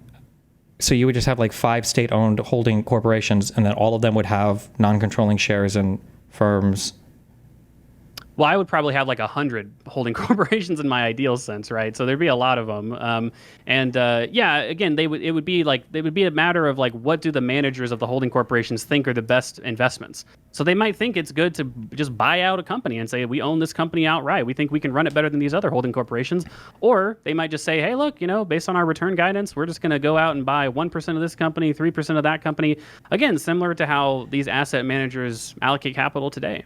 You keep saying similar to how these asset managers allocate, but it's not at all the same way that these asset managers allocate capital today. Their balance sheets would look I'm saying their balance sheets would look similar to that, right? That like, sometimes they buy out companies wholesale. That's fine, and I probably eat the same amount of calories as like an Olympic female swimmer who's like 4'11". But it's not even remotely the same. The way that the capital is allocated and how they're making decisions is completely and totally different. You get right? what I'm saying, though, Destiny. Obviously, you get no, what I'm hold saying, on. I don't get what you're saying, because what you're doing is you're going to the easy part of saying like, oh, like let's just collect the profits here, but you're ignoring the whole process of how that capital is allocated initially, how firms are started, and all the incentives along the way. And we're just trying I'm to not ignoring it, though. Well, okay. So I'm not ignoring it. So just to be clear, right? So every company today, right? If you look up Amazon stock, right? Who owns Amazon? I think Jeff Bezos owns like 15%. Retail investors own like, I don't know, like 20 or 30%. And then a bunch of different big, giant institutional investors own 1, 2, 5, 8, 7% of Amazon. That's like the ownership structure of just Amazon. So in my system, you would have, again, these big institutional investors displacing the same exact kind of like 70% ownership of Amazon as well. And they would go out and they would say, okay, I think Amazon's a good investment. I'm going to buy their stock. I'm going to hold it. I'm going to influence the board in the way that I think is valuable. And then I might sell that stock to other holding corporations or other individuals who might want to buy it on a sole proprietorship side. And go from there, right? Like, it would be still a liquid market that you could do with what you want with your money and allocate it entrepreneurially. And you're incentivized to do that because you would have things like performance pay, and you'd be able to set dividend policy, and and what would you do? How would you decide when to end like a holding corporation? Like, what if you had some holding corporations? Like, there are different ways that I would balance my portfolio given my stage in life, right? At an earlier age, I can take a little bit more risk. Later on, I'm looking at investments that are way more stable, risk-adjusted return and everything. How would I balance out, like, when do you end a holding corporation? Is it when they run out of money and make bad investments, or? Yeah, they would either be acquired by the other holding corporations, or they would be they would go bankrupt. Just like regular. They would, in theory, they would exist in perpetuity. Wait, can holding corporations buy shares of or buy other holding corporations? Yep, ideally. Okay. Can you imagine what Trump would do if he could? Wait, no, we're not even. No, because Trump wouldn't have unilateral control from the executive. This would be ran by a whole different boards of people for each one. But you don't think that we would be into a situation to where all of these holding companies would just ended up like held by a couple holding companies anyway? Like, if there was a holding company and they made really good decisions on how they invested in stuff, wouldn't I just want like to buy some shares of just that holding company? Are we like recreating index funds here as well? Right. So similarly, like right now, the single largest shareholder of BlackRock is Vanguard, right? One of its competitors. But they still compete against each other. Is it Vanguard, the institution, owns the biggest share, or is it assets under management that has bought shares of that? Because those are two very different things, right? Well, obviously it's assets under management, right? I'm just talking about like they're managing the assets, I suppose, but it's just about the allocative process itself. And so when it comes to sure, but hold on, wait. Those are very, very different things, right? Because in your world, these are not assets under management.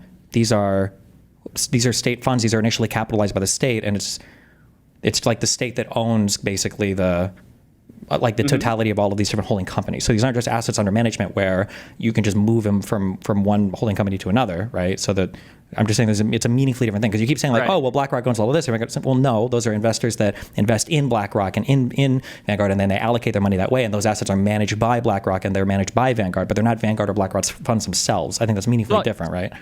So obviously it's meaningfully different in the sense that, again, it's not individual accounts, right? So the account here would be the public. It wouldn't be like individual accounts like you're describing. But I think that in terms of just that allocative process, like, okay, can we imagine at least that this allocative process, these assets under management are being allocated by Vanguard either passively or actively? Can we recreate that process under a public ownership ideal? I think certainly that we could with these public holding corporations. And so I can't remember the original. We got kind of sidetracked. I can't remember what your original question was. Just if holding companies can buy other holding corporations, I feel like it just feels like we're creating index funds and we're recreating everything else. Yeah. So you said wouldn't eventually you have some concentration or anything like that, right? And so my answer is certainly yes. You would have concentration. Markets naturally concentrate kind of ownership and power to some degree, right? Because in theory, one company is better than the other ones, and people only shop there or whatever. So you'd still have this kind of concentration of ownership probably over time. But that's why my system, you still have to have fiscal actors, and you still have to have things like antitrust. So my system would ideally, and you see this all across the world, the best systems will have public-owned assets, but then they also have adversarial regulators that will try to, ensure that they're, playing by the rules, being transparent, being audited. And so my system would have the same thing. Okay, and then I'm just curious. Well, okay.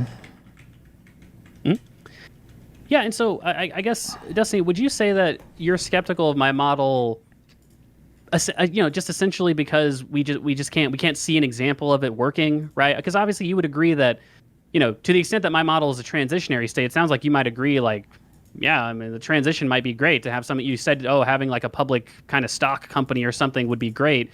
You just don't believe in 100% ownership. Maybe it has to be 60% or something like that. You just can't. It's hard to imagine going the full 100. I mean, there's questions in getting to the full 100, but the real problem is that when people talk about public ownership, I don't think that people are ever talking about public ownership. They're talking about public profits, which are taxes. And the hard part about public ownership isn't in the getting profit. That's easy. It's the making decisions. So when we talk about the difference between like 60%, 90% or whatever, that's not really the hard part. The hard part is the difference between like 1% and like 51%, or like controlling shares in companies, because that's where all of the hard parts of capitalism in an ideal world are working. Well, in our current world, work the best is when people decide where to allocate their money towards. But if you're not being punished by profit incentive, then we have to look to other ways to guide investment. And it sounds like right now that in your system, that way would be debating, I guess, like a board of technocrats to convince them that your business idea is a good idea, and you hope that you can convince them. Like panels on it. Yeah. Well, yeah, I mean, my system would be punished by the profit incentive as well, right? So again, businesses can still start and fail in my system. I guess in some sense you could say that there's like extra steps to starting a business in my system. It doesn't look quite the same, which I fully concede. Well, what's the penalty for like a holding company failing? Like, what happens? They would go bankrupt, and everyone that works there would lose their jobs. But they would still, I mean, they'd be fine, right? Why would they be fine? They'd be unemployed.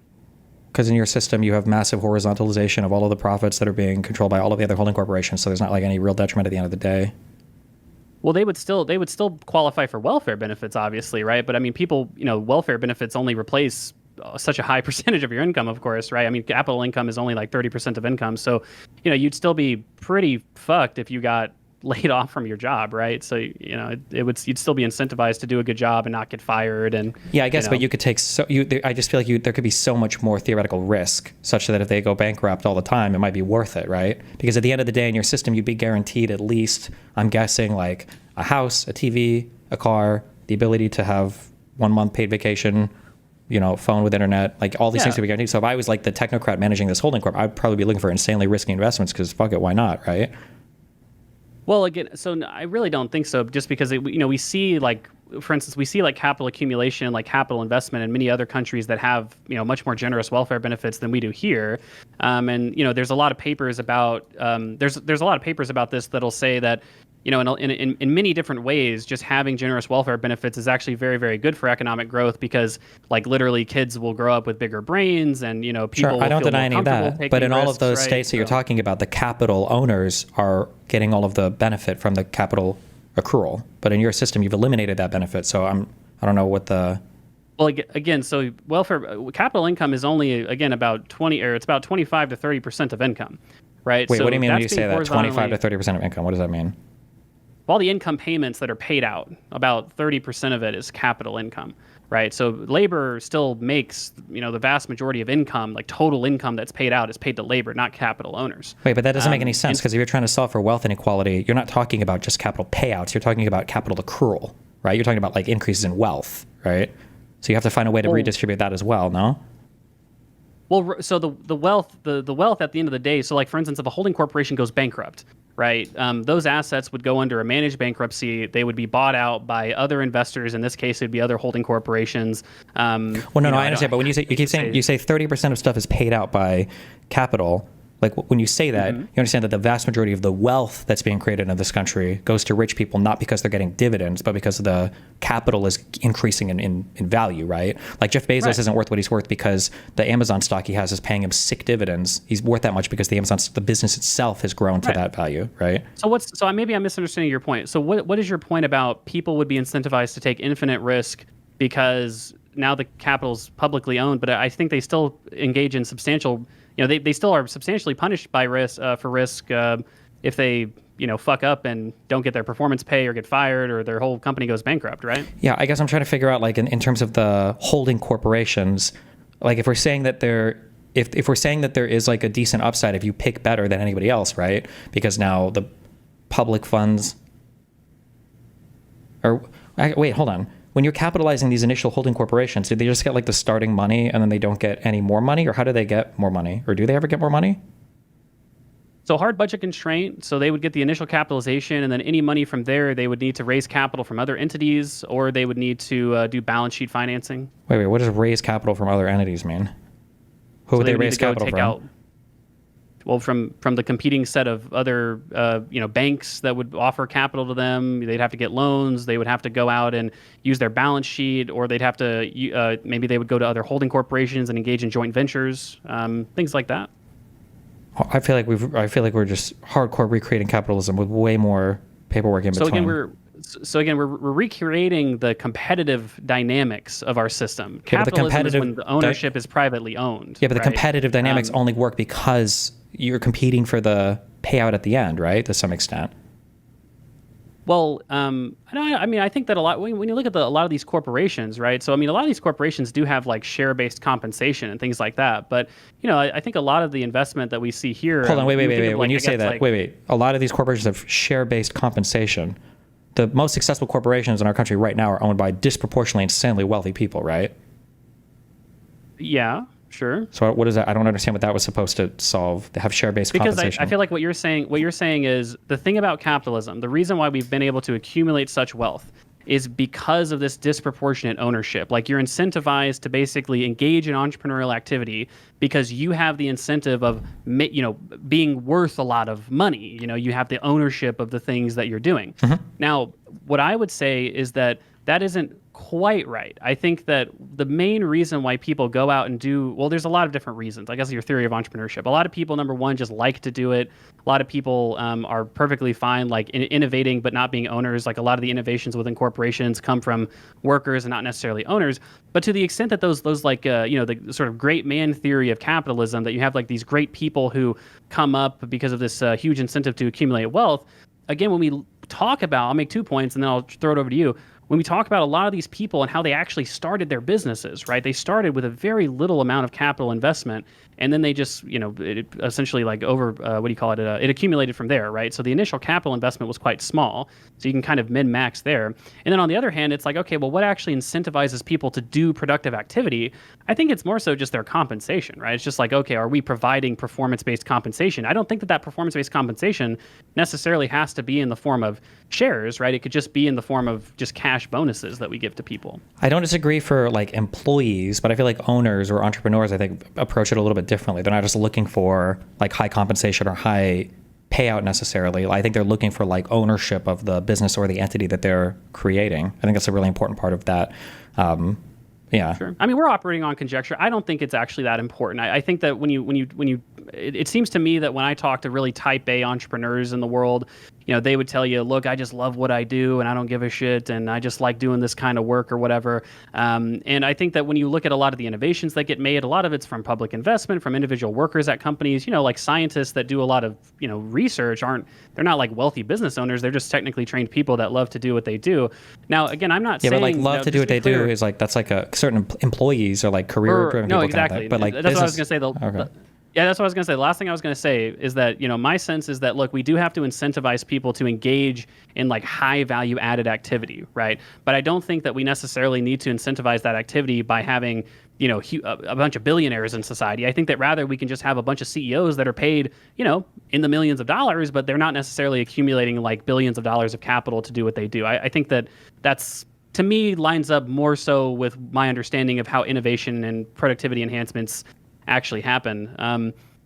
Okay. But Destiny, I was gonna ask you, Destiny, though, because again, what's your ideal system, right? Because it sounds like when we've spoken before that your ideal system it seems to look very similar to the Nordic model. That's why I said like, hey, if we can agree that okay, we should get to a world where the GDP is 45% from socially owned entities instead of 20 or 30% like it is today. Like that's still a huge amount of socialization in the economy. But I don't know if you actually endorse the Nordic model. Like, what does your ideal system look like in terms of wealth distribution and who owns I don't what? I don't know if the Nordic model is 45% social ownership. But my ideal psychological one, which will never happen, is that if people just didn't care about wealth inequality so much, I feel like there are real psychological things that you have to actually deal with. I think you do have to care about it, unfortunately. But the second thing is that I tend to advocate for way more redistribution, because I don't think that redistribution is as much a deterrent to business owners as anything else. I do think ownership of the business is important. But I think if you were to talk to a business owner, like you're saying that, oh no, they just have a passion for what they do. But I think part of what they do is they own a thing. And that's like a thing that feels cool and good to them, is because it's their business. So I think that as long as they still have their business, if you tax them even fucking 5 or 10 percentage points more, I don't think people are like, oh, I don't want to have this business anymore, fuck that. But if you just say, oh no, like this is just going to be owned by the state, or you don't get to have like controlling decisions about it, I do think that would heavily discourage people from having businesses, because fuck, well now it feels like it's not even my thing anymore. I mean, I basically just more redistribution. I think that Yeah, so I think I guess I just disagree. I think that there's a lot of evidence that taxes, and especially the kinds of taxes that politicians are likely to favor, are very bad for the economy, right? Like for instance, even in the Nordic economies, which I do uphold, they have really inefficient tax systems, which many papers would show you are pretty bad for their economy at large. But obviously, they're not like so bad that it destroys the economy. They're just like marginally worse.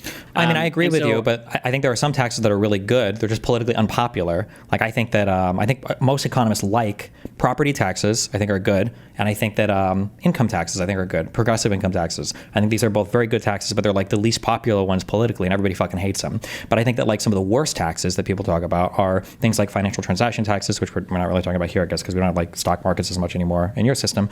But then the other hated tax is the corporate tax, and your system is essentially like a 100% corporate tax rate system, and I feel like it's one of the most inefficient ones that most economists think is a bad tax. No, so that's why I made it very clear, right? So there is a huge difference between a 100% corporate tax and owning 100% of a business, right? So for instance, I don't think that it makes the business I don't think that we would have to make the argument that the shareholder structure of Amazon makes Amazon less productive because they send out, I don't know if Amazon pays a dividend, but whatever. They pay a dividend out, or they pay return capital to their shareholders, right? That's a totally different thing than does the tax from the state cause negative things to happen to the operations of that business. There's a lot of papers that show that corporate taxes are bad for business accumulation and business formation, but there's not a lot of papers that say that basically just paying out dividends are bad, because that's your incentive. You're incentivized to do that as a corporation. You're but dividends have nothing to your shareholders. Yeah, but you can return capital a ton of different ways. I don't think there's much difference between dividends versus just the value of the stock increasing, for instance. Yeah, but you're making an efficiency argument and describing my system as 100% corporate tax when that's really not it. My system doesn't take all the corporate profits and mandatorily extract it away from the business. My system has a system where no, not the business, the owners of the business. Profits are for the owners of the business, right? Right. Well, the owner, again, in my system, the owners wouldn't just literally like scrape off like all the profits from the business. There would be a dividend policy decided by the board that was on balance what we could return to shareholders with the actual long-term interests of this corporation, similar to what we see now. I hate saying that because you seem to not like when I say that. I don't know. Hold on. Wait. I'm just, you're the business. I don't know why you can't own. I'll buy bullets in my system. You have to bite the bullet on this. There are no profits in your system for the business. Those all are gone. Those all go to the state, to the holding companies to be distributed. Why would they be gone? I don't understand. Because if profits still exist in some manner to be redistributed to the people working at that business, you've just recreated all of capitalism. Because now when these holding companies are looking to invest in businesses, employees are only going to work for businesses that have like profitable distribution structures, and then holding companies are going to only invest in businesses that have more profits. And you just recreated. But then you just recreated capitalism and all the wealth inequality. Market competition is not capitalism. Capitalism is when production is privately owned. In my system, production is publicly owned, but you still have market competition. So obviously, a business we said. Wait, stop, hold on, wait. This doesn't make sense. It can't be publicly owned if the profits. If the profits are private. No, the profits can't be private in a publicly owned system. No. So it's not about the profits. The profits are not privately owned in the sense that the people who are deciding what to do with the profits are individual investors, right? I'm advocating for, you said the hard part is the decision-making process. So I'm being what I think to be in-depth about the decision-making process. the decision-making process would be technocratic, and it would be very this is similar vague. to what we see. If I work for a It's not company and there's a vague, billion, Destiny, for fuck's sake. no, it's fake because you keep Listen. saying it would be technocratic. That's not saying anything. I'm asking. Let's say that I work for a I firm. didn't finish what I was saying. I know, but you're just saying general. Okay, I work for a firm and it's got $1 trillion in profits. Where does that $1 trillion in profits go? So the board of that, similar to today, fuck's sake, the board of that company would make a decision on how much profits do we need to retain, what do we want to use those profits for, how much profits based on our dividend guidance can we actually send to the owners. That's how fucking Amazon works, fucking Apple works, Tesla works. They all do that. They have a general dividend guidance where they want to send a certain amount of capital to their shareholders, but then they obviously keep a lot of their profits for things like reinvestment, for things like paying down debt, and yeah, for things like employee compensation. But that's not like a radical departure from what we see now. So hold on. No, that's a is radical who departure owns because the capital. Profits are not ever for employee compensation, right? Profits are the excess that you have after everything else, including cost of labor. Profits are the things you have that you return to the shareholders, right? But in your world, I can't tell who the shareholders are. So the shareholders should just be the whole. In our system, we do not return 100% of the profits to the owners of the company. Now, you're right to say that That's what you're supposed to do. What do you mean? No, you're absolutely Destiny. Okay. Do you think when Amazon makes $1 billion in profits, shareholders get $1 billion check? If there's nothing else to invest the money in, yes.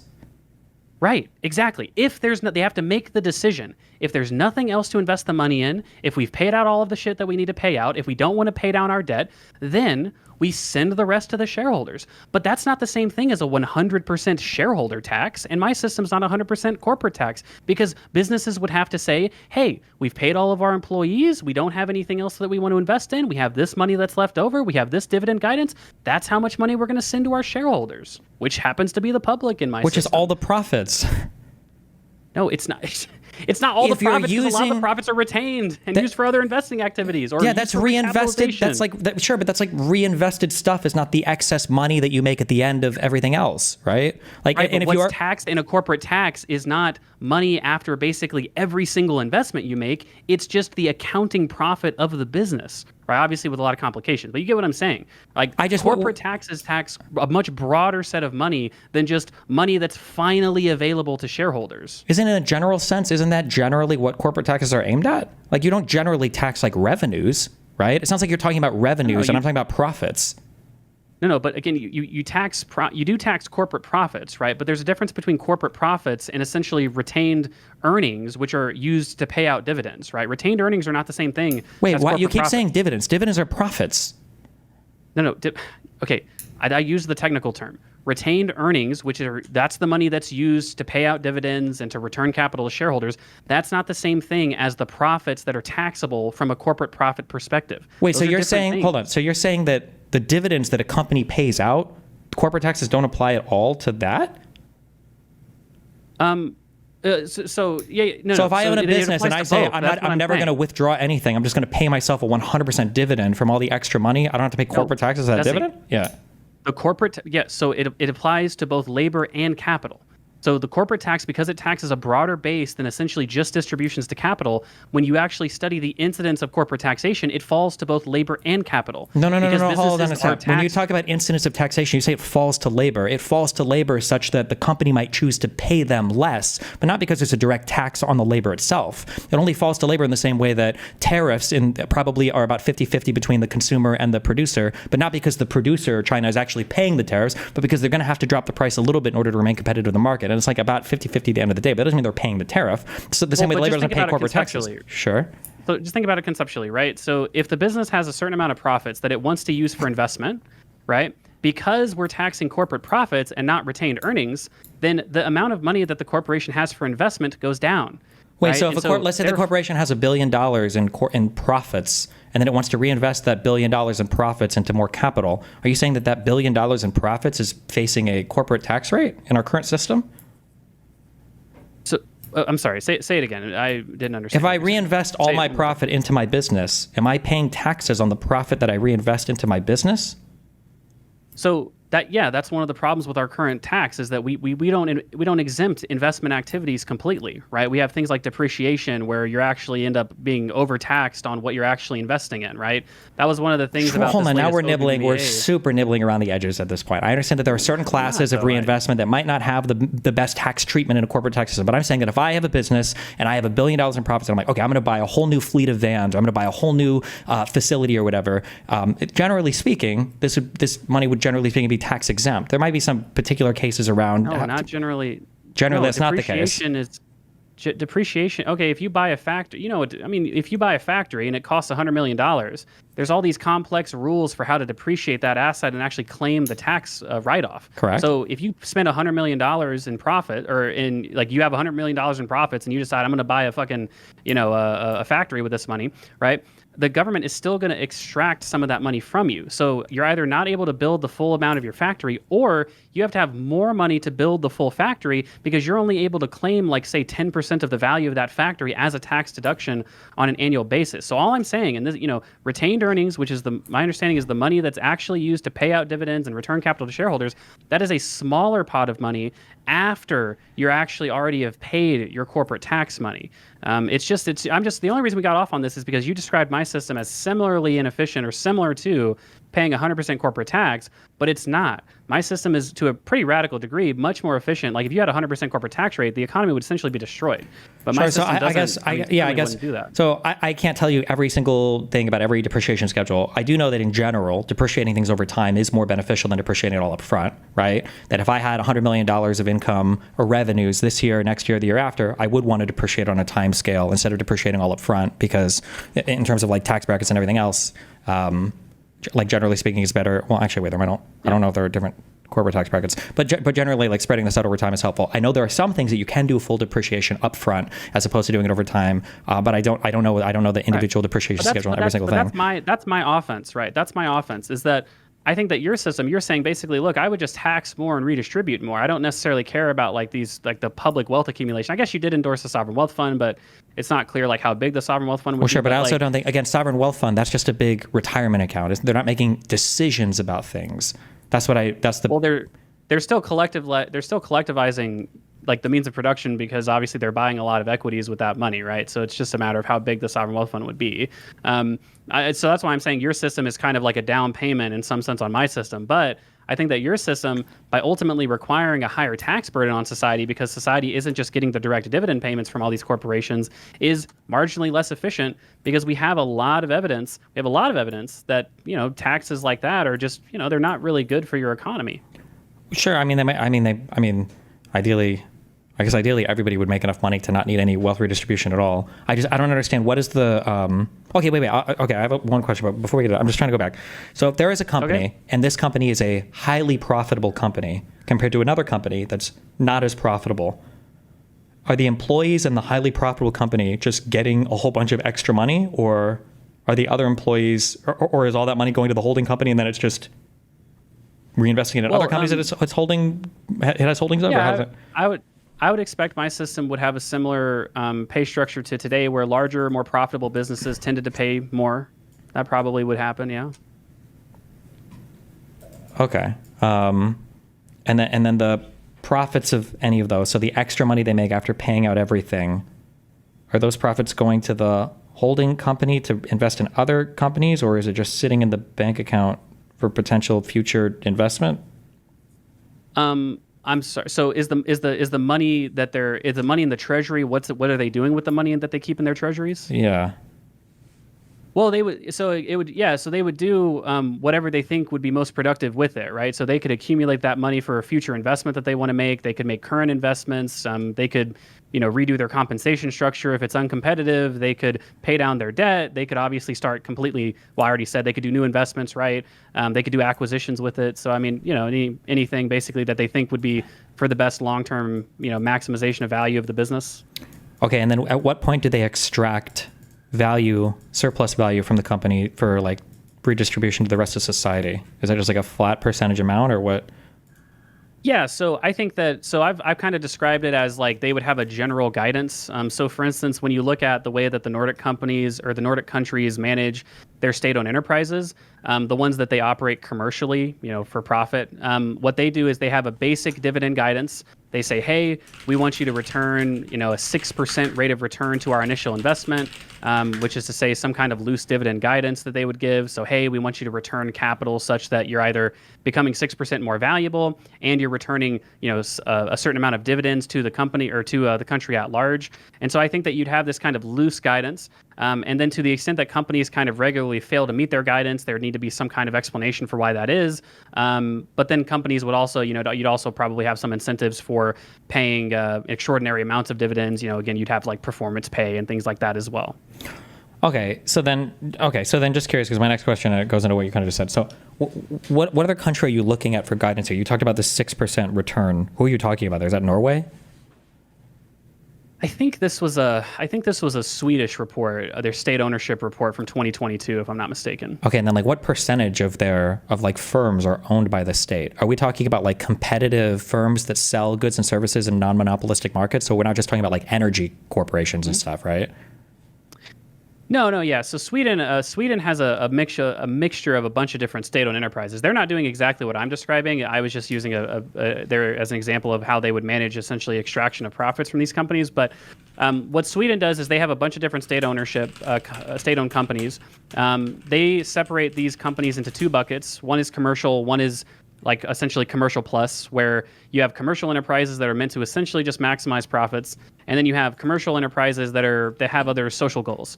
An example of each would be like one enterprise. I'll use Norway as an example because I'm more familiar. Like Equinor would be an example of a purely commercial enterprise. There's no social goals associated with Equinor. But Norway also has a state ownership company which is based around essentially creating art. It's like, hey, we put on plays and we put on, art galleries and stuff like that. Like we have a balance sheet and we have like a profit and loss statement, but we're not like really expected to make money. This is almost more of like a social service with transparent accounting. That's how they do it. Okay, so I'm just curious. So like I look up Sweden and it looks like Sweden literally has like 43 enterprises that they own and like 60% of the portfolio value is in energy related stuff. Mm-hmm. Okay. Right. So is Norway closer to what you were talking about, or? You're saying, you're just looking for examples of my system? Yeah, like the closest thing, like what, like directionally, because you keep saying like your system is more efficient, and I don't know how you say that with no evidence, but then you're like vaguely alluding to, Yeah, I think in terms of an institutional framework, Norway and Singapore are the closest. Okay, and then what part of Norway are we looking towards here? What part of Norway? Like their sovereign wealth fund and their state-owned enterprises. Okay, but for Norway, isn't their sovereign wealth fund like over 60% invested in like other capitalist economies with capitalist firms and capitalist frameworks? Yeah, so again, my ideal system would still have a stock market, and you'd still have liquid markets for things, right, that you could monitor. So it's not in contradiction to my system. I would say another thing is that one of the reasons why wait, how can you have a stock market? Why would I ever buy a stock? Well, so you might buy a stock because you're a sole proprietor retail investor, but then obviously the holding corporations and the different capital managers would also want to buy stocks on a liquid market. Because I understand why they would want to buy stocks, because they're redistributing the profits to the end of the day back to the state. But why would I, as an individual, can I buy stocks in a company?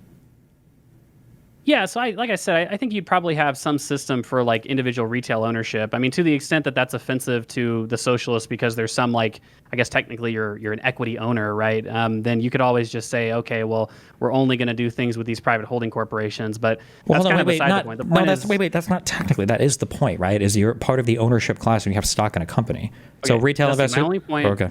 Yeah. My only point is that you would still have a stock market. You'd still be incentivized to list public shares because that's a way to raise capital on a public market, right? So, I mean, there'd still be like a liquid financialization of assets in my market. The only reason I brought up the stock market was because. But why would you? Norway, no, this doesn't make any sense, because you're saying that you would go to these technocratic boards in order to get financing. Why would you also have to raise money from individuals as well who aren't even allowed to have significant ownership because? Like you said, you can't hire employees and stuff in your economy. I don't understand how you're gonna. But you could be like a stock owner. Well, right now in our system, you can go to like wealthy investors and just get like private capital investment, but then there's also an incentive to like go public with your company, because there's certain advantages related to going public. The main advantage being that, although it does come with additional responsibilities, the main advantage being that you have easier access to capital if you wanted to like list shares in the future. And so the same incentive would exist in my current system. No, hold on. You can't keep saying the same incentive. It doesn't make any sense. You just started that off with a company that goes public. That's after you've already gotten a large initial investment from another owner class person. These people will be eliminated in your society. They don't exist anymore. You cannot have an individual that is capitalizing a business. All businesses initially must be capitalized by your holding companies. So they would be capitalized by the holding corporations, but again, you'd still be incentivized to go public, because I'll just use one example. Let's say that you have a company, you're going to start a shoe company.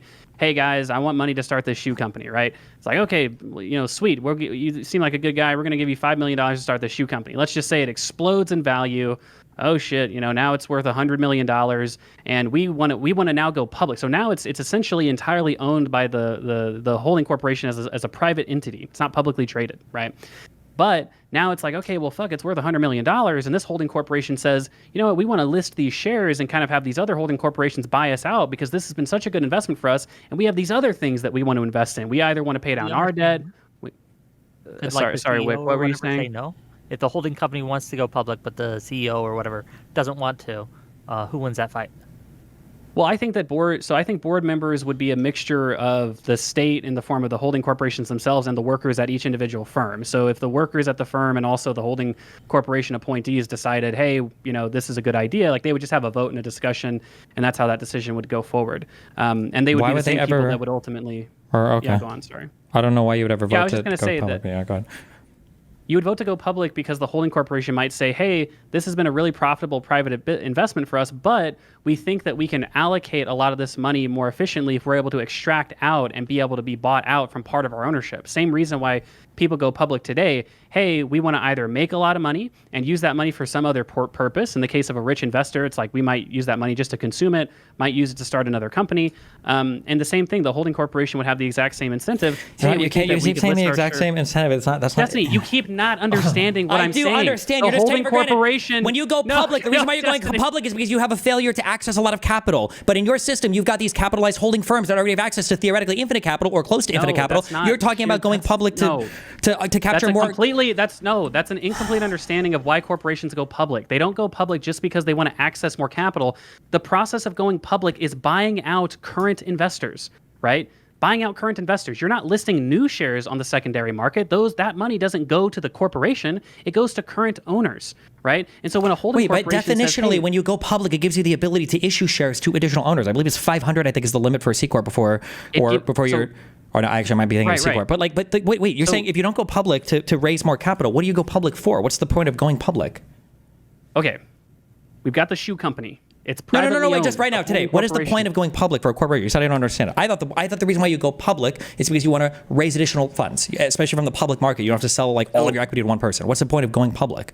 It's both, right? You can raise more shares than, or I guess you can raise more shares essentially and have some of that be like retained for the corporation. But a big reason why a lot of companies go public is just because current owners want to be bought out and they want to either use that money for some lavish consumption or they want to reinvest in other ventures. And so a holding corporation might say, hey, look, this is our we're the only holding corporation that owns this company and it's really profitable, but we think that either this corporation needs broader access to capital because our balance sheet can't handle it. Okay, so or I we want to make a shitload of money and get our performance pay. Okay, I understand. Help me here, okay? I understand what you're saying. Okay, but part of the going public is being listed on exchanges, having broad access to a whole bunch of different investors. But in your world, we already have all these holding firms that are able to look at all these other things. Like, for instance, if you do a startup business, your goal to make money, to get bought out, isn't to go public. Your goal is to sell to a larger business, right? So I just don't understand in your world why, like, other firms can always buy percentage shares of some company. They don't have to go public for other people to buy equity in the company. Like, I don't think going public would ever happen because every firm can see the entire market anyway. They would have access to all of this information regardless. They're like, I don't know why no company would ever go public. Everything's basically already public anyway, I think. So no, because well, but the shares aren't actually listed and open for liquid sale, right? Like that's the big difference between private and public. Is like it's much easier to list shares in the future if you want to raise additional capital, but then it's also much easier for your shares to be bought out because Okay, wait, it's so a then way just bigger pool okay, of sure, I'm people that are understanding. interested. So just in one your more shares. clarifying question then. So when you're starting a business in your model, when you start that business, the holding firm has 100% of the shares of your company, and nobody else can buy or sell or trade shares. Because I thought before you were saying that people could buy percentages of companies. Is that only like once Well, they? right, but those would be the companies that are publicly traded, right? So you'd still have privately traded businesses. So that's why I mentioned joint ventures earlier as well. That you might have a situation where two holding corporations say, hey, we want to do this joint venture together, and we just own it 50-50, or maybe it would just be like you said, just 100% owned by one holding corporation. Because again, private companies, like you said, sometimes do have diverse capital stacks, but a lot of the times those private companies are just 100% owned by single people. Okay, all right. Yeah. And you so said again, I just Nordic. think, You said the Nordic go on. model is the next, is the thing that you like the most. But I feel like you point to the sovereign wealth fund a lot. But I feel like the sovereign wealth fund is literally just investments into other capitalist economies and firms in capitalist economies. That Well, does bring up a question, just real quick for you, Econoboi. Okay, How would yeah. this system work with other countries? Like, would a holding company be allowed to invest in a country with a different economic model and do things with that? Like, how would they interact? What would the interaction look like? Yeah. I mean, I think, I think foreign investment and foreign direct investment would be things in my system, right? So to the extent that the holding corporations thought that it would be, a value proposition to do, entrepreneurial activity outside of the country, they could do that. And to the extent that a foreign company wanted to, I guess to some degree, if you wanted to enter into, like, say, a joint partnership with like a foreign company because you thought that it would be, substantially more efficient, you could do that as like well I if you want to wanted. pay really low wages in China to make my sneakers, right? Yeah, Wick, hey, if you're criticizing my system because of, I'm not. I'm asking a trade, question. then I've got some bad news about capitalism, right? So again, our current system would have So how foreign does your markets and sure? allocation, And if you right? think that's bad, how does your system improve it? So my system, I know this is one of the criticisms of social democrats in general, is that we don't have an internationalist model. That my system, to the extent that we can improve things like foreign trade relations and climbing the value chain in other countries, that's a fiscal problem. What would the government do to try and do that? But I don't know that there's a clean way to really accomplish that from a pre-distributive side from the companies in in the public wealth's portfolio. So my system doesn't really. I mean, to the extent that my system raises a lot more money for the government, in theory we could have more foreign aid and things like that with other countries. But that's been one of the criticisms for basically any non-internationalist socialist model. I don't have a good way to, other than just basically saying all the other countries should do the same thing that I'm describing. But our current system is pretty terrible in that regard as well. And sorry, yeah. One more question from my end.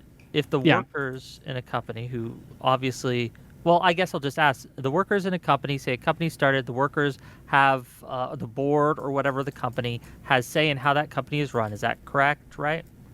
Say the holding boards, company. yeah. The holding company disagrees with the company, right?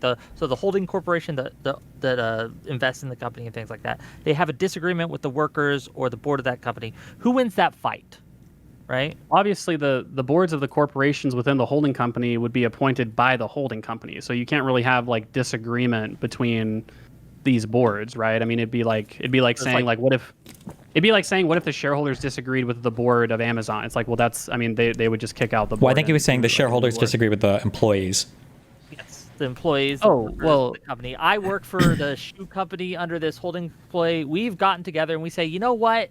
We're not being compensated enough for what we do. This percentage that the board, the holding company, is giving us is just not enough.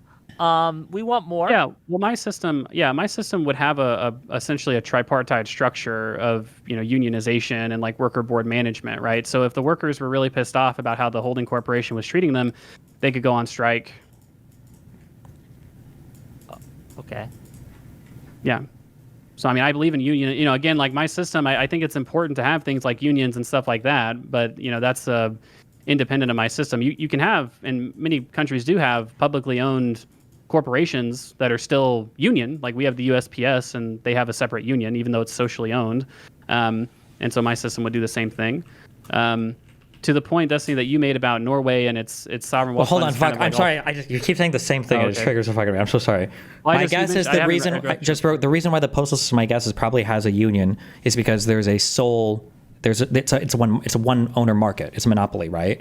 The United States of America or the U.S. Postal Service is the sole employer of like U.S. Postal Service workers. You kind of need a union there because you have no negotiating power otherwise. But in your world, you would have multiple holding firms that are all competing against each other. So the necessity for a union isn't necessarily the same strength as you'd need one against a single state-owned thing, right?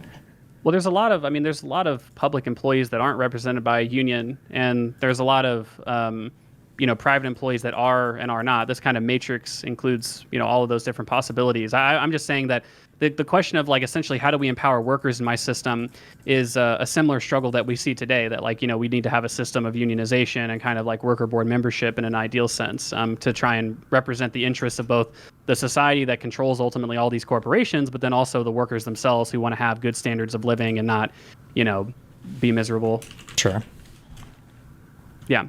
And so anyway, to address your point about Norway, so they're sovereign. They do have two sovereign wealth funds. One of their sovereign wealth funds is invest domestically. One is invest in foreign companies. The foreign one is, I think it's like 5 or 6 times as big as the one that's invested domestically. And there's two main reasons why it's invested in foreign companies. One of the reasons is that, number one, Norway is just a hugely oil-rich country, right? So they literally they want to diversify away from their economy because not doing so would be terrible for their economy because they're so oil dependent. And the second reason is that their domestic liquid capital market is really quite small because they essentially have more oil wealth than they have private capital accumulation in some sense, right? And so they kind of have to invest in other liquid markets. The Oslo Stock Exchange, I think in a given year is something like 30 or 40% owned by the domestic sovereign wealth fund. So the United States, by having such a huge amount of liquid wealth already domestically, I did a calculation based on a huge data set that I pulled. It was something like 20% of GDP is produced by just all of the different 4,000 publicly traded corporations. All those corporations are publicly traded, so in theory, they're very easily to socialize, right? You just buy out the shares. And so the United States actually has kind of a unique advantage relative to Norway when it comes to utilizing a sovereign wealth fund to socialize the means of production. But we have no guarantee that it would function anywhere similarly to the Norwegian sovereign wealth fund, though, right? Because the Norwegian, at least the sovereign wealth fund would, right? Because because the sovereign, but I don't talk about buying out all the companies, right? The Norwegian sovereign wealth fund probably owns very small stakes in everything that it invests in internationally, that are all capitalist economies that it's all deriving most of its money from. You're talking about the United States buying wholesale or 50% plus ownership, controlling shares in all of their domestic companies. There's no reason to assume that the returns on the profits or whatever there would be as beneficial as the returns on the Norwegian social wealth fund profits. Well, yeah, but again, so the holding corporations and the sovereign wealth funds themselves would be competing against each other. So they would still have, kind of minority ownership, and they'd be, selling and buying these shares in a competitive process. So I think that we would still be able to have what you're describing, not necessarily single entity controlling shares. It's just when you accumulate all the public ownership, it ends up being controlling shares, but it's still a competitive process of distributed board appointments and, technocratic management, which I think is really, really important to maintain. And again, I think that and I guess we might be circling the drain here, but I think that my system is superior to yours because my system, number one, and I think directly addresses the problem of what private wealth accumulation, and your system, by relying on tax revenue, I think relies on, by the literature that I'm familiar with, a less efficient means to socialize the returns to capital. And hold on, wait. Just to be clear, we both rely wealth on the exact same mechanisms, right? So again, I don't think that my system is equivalent to a corporate tax. Okay, wait. If you're a janitor and you're working in your system, where are you getting all of your money from? Where you work. How is that place generating that much money? To pay a janitor? Yeah. Janitors are not making the same amount as an engineer. If you're working at think of whatever the poorest fast food worker, the poorest compensation job. Well, yeah. I mean, obviously, so janitors don't work at the janitor company, right? So there are cleaning services companies, right? But I mean, a lot of janitors are employed by corporations directly, and so you'd have a similar diverse structure for how, employees are hired and what kind of employees are getting hired. Sure, but then let's say it's for a small restaurant where are the janitors in that company, or in the small restaurant company, where are those people getting the majority? They would need to get a lot of money from the state, right? Well, they would be hired either from the balance sheet of, or the cash flow operations of the restaurant itself, right? So they would either hire janitors directly, or they would contract out that service to like a cleaning the janitors company. in that society, in your society, would have to be getting all of the profit, like distribution from also like the giant Amazons of your society as well. It relies on some tax mechanism and some social redistribution. They would be, so what you do with the dividends is just a question for your fiscal state. So you're right. So you could just directly give everyone a check. If wait, hold on. You keep using these terms to hand wave away what I'm saying. You say you said that your system directly addresses like income inequality, or directly addresses distribution of wealth. And I said that, no, we rely on the same mechanisms. And then you just said, well, that's a question for the fiscal state. That's, yes, the fiscal state is what deals with wealth redistribution through taxation. Okay.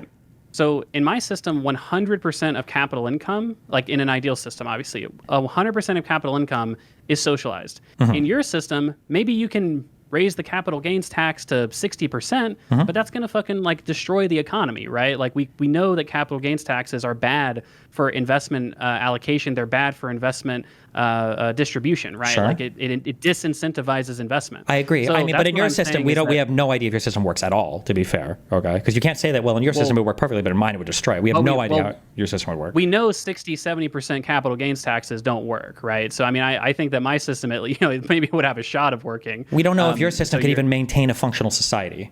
So I don't think that's fair to say that we can just assume that. I mean, but I'm just saying that in your system well, you have no examples of it, so you can't possibly disagree with that. Hold on. We have a system. Well, no, because we have even like really bad socialist systems, like the USSR, for instance, right? A terrible, awful socialist system.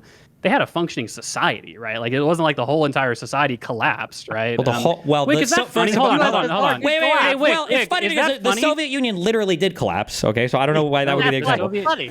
No, the Soviet Union did collapse because, again, that was a shit socialist system. I've already said it's terrible, right? But again, to say, like, we don't even know if your system would even, like society might collapse if your system happened. There's so many substantial reasons to think that my system would work much better than the USSR. And the USSR, for, 100 years, had, like, a country and a government, and they had services and things like that. Obviously, it was a terrible isn't it like 60 years? Yeah, it wasn't 100. Well, it was like the 1917 revolution all the way to the 90s. So I mean, that's to 90, like, 91 years. Yeah, about 70, 80 years. Not we'll say about we'll say about 70 years. But okay, I'm just saying that back to the directly addressed thing, right? In your ideal world, the people at the Amazon Corporation would be making way more than the people at the Pancake House Corporation. You would have to find a way to get do you at least concede the point that we can't we cannot literally have a 100% capital gains tax. We can't have a 100% wealth tax. That your system, you keep saying that your system. I wouldn't want to tax that way. I don't know. I wouldn't want to tax. I wouldn't tax. I would agree that would be horrible. I think corporate tax should be zero in the United States. I think we should just dramatically raise. So that's in my view, that's a distinct advantage of my system, is that it's much more egalitarian. You couldn't get the egalitarianism of my system under your system because I'm just saying that the egalitarian to upper limits of tax. Well, but we can't talk about any of the upper limits of your system because it's highly theoretical. But I'm just saying that you still need a government entity to reallocate money from one business to the employees of another business.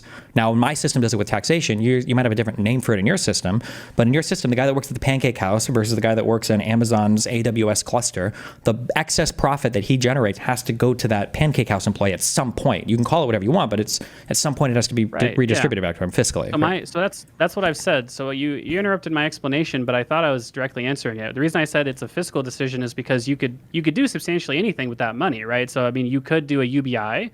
Let's just say that you do a UBI. Okay, so all the capital income, I think it's something like $4 or $5 trillion a year, is kind of like evenly distributed amongst all people, all adults. That's about $1,500 a month, right? I mean, that's not like an amount of money that. I agree with you. I think you could do it with but at that point, it's not intrinsic to your system if you're using a UBI. That's the same thing as me doing welfare, right? So yeah, that's what I'm saying. You could tax and spend such that you get a $1,500 a month UBI, but what I'm saying is that the taxes that you would rely on would be much more detrimental to the economy than my system of socialization of capital. And obviously you disagree, but I mean that's my point. I think my system's more economically efficient. Okay, I wanna start. We are circling the drain so much, but I do have a couple questions. All right. For you guys. Hit us with the chat questions. Right. Take We callers, can why do not? that for a little bit, but uh, Econoboi, um, I guess Yes, I'm sir. going to ask you. You mentioned banks earlier, right? Like, oh, they'll just get like loans from the banks and things like that. Do banks Indeed. exist in your system as private entities? Banks would exist as, entities owned by the public holding corporations. Fair enough. So what is, in your opinion, I'm going to ask the opposite question, Destiny, but for you, what is, in one way, what ways is capitalism better, right? What pros does capitalism have that you would have to see that your system, well, we just can't handle this as much, but I think my system is better overall, but here, and here, I think capitalism does better. And I'm going to ask the opposite question to Destiny in a minute. Go ahead. I'm a little confused. You're asking me to say what are the best things about capitalism? Steelman capitalism for me, and I'm going to ask Ah, him to steelman socialism, okay? yeah, I think I think the best argument against my system from a socialist perspective is that, like I said, it's not very internationalist in nature. It doesn't necessarily address between country inequality as well, other than those countries just adopting the same system that I'm advocating for. But that's a little bit harder. It's hard for me to say that the Mexicans should do one thing and the Canadians should do another thing. So that's probably one left-wing criticism of my system. In terms of capitalist criticisms of my system, or like steelman capitalism from a more centrist perspective, I would say that one of the arguably most fundamental problems with my system is that you do require a very, very ideal institutional framework. That it's very sensible to say, well, Econoboi, look at all these examples, right? Like this book, The Public Wealth of Nations, right? It's not all like jerking off examples of public wealth. There's a whole chapter of that book dedicated to failed public wealth experiments because governments oftentimes run public wealth into the fucking ground.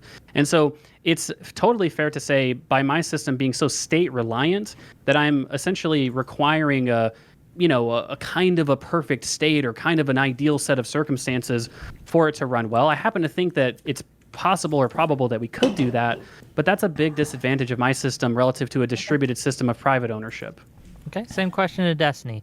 Econoboi socialism, or socialism with Econoboi characteristics, if you want to call it that. That's what I like to call it. From what you've heard, is probably the ways that you could find, if any, that it outperforms the current capitalist model.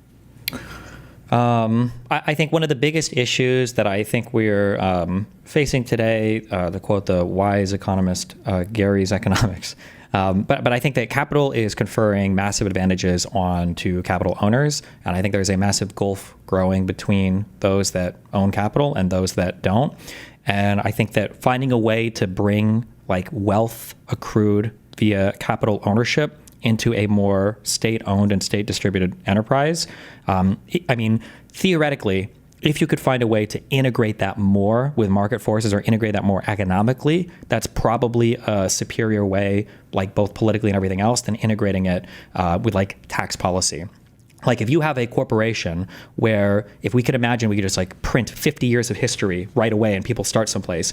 If you have a cooperatively owned corporation and it just is that the CEO owns 10 times more than the bottom employee, and that's the most it ever is, then that's a norm that carries forward into the future, probably requires less intervention from the government to make things fair between the lowest paid employee and the highest paid employee, because that's just like a norm that would hopefully develop and stay in place over time. Whereas if you have the norms that we have today, and it's a thing, you don't have to fight as much for policy, for welfare, for UBI, whatever bullshit. Those conversations are hopefully just not as much what we talk about politically. Whereas in our system today, we have to have massive fights over redistribution of wealth.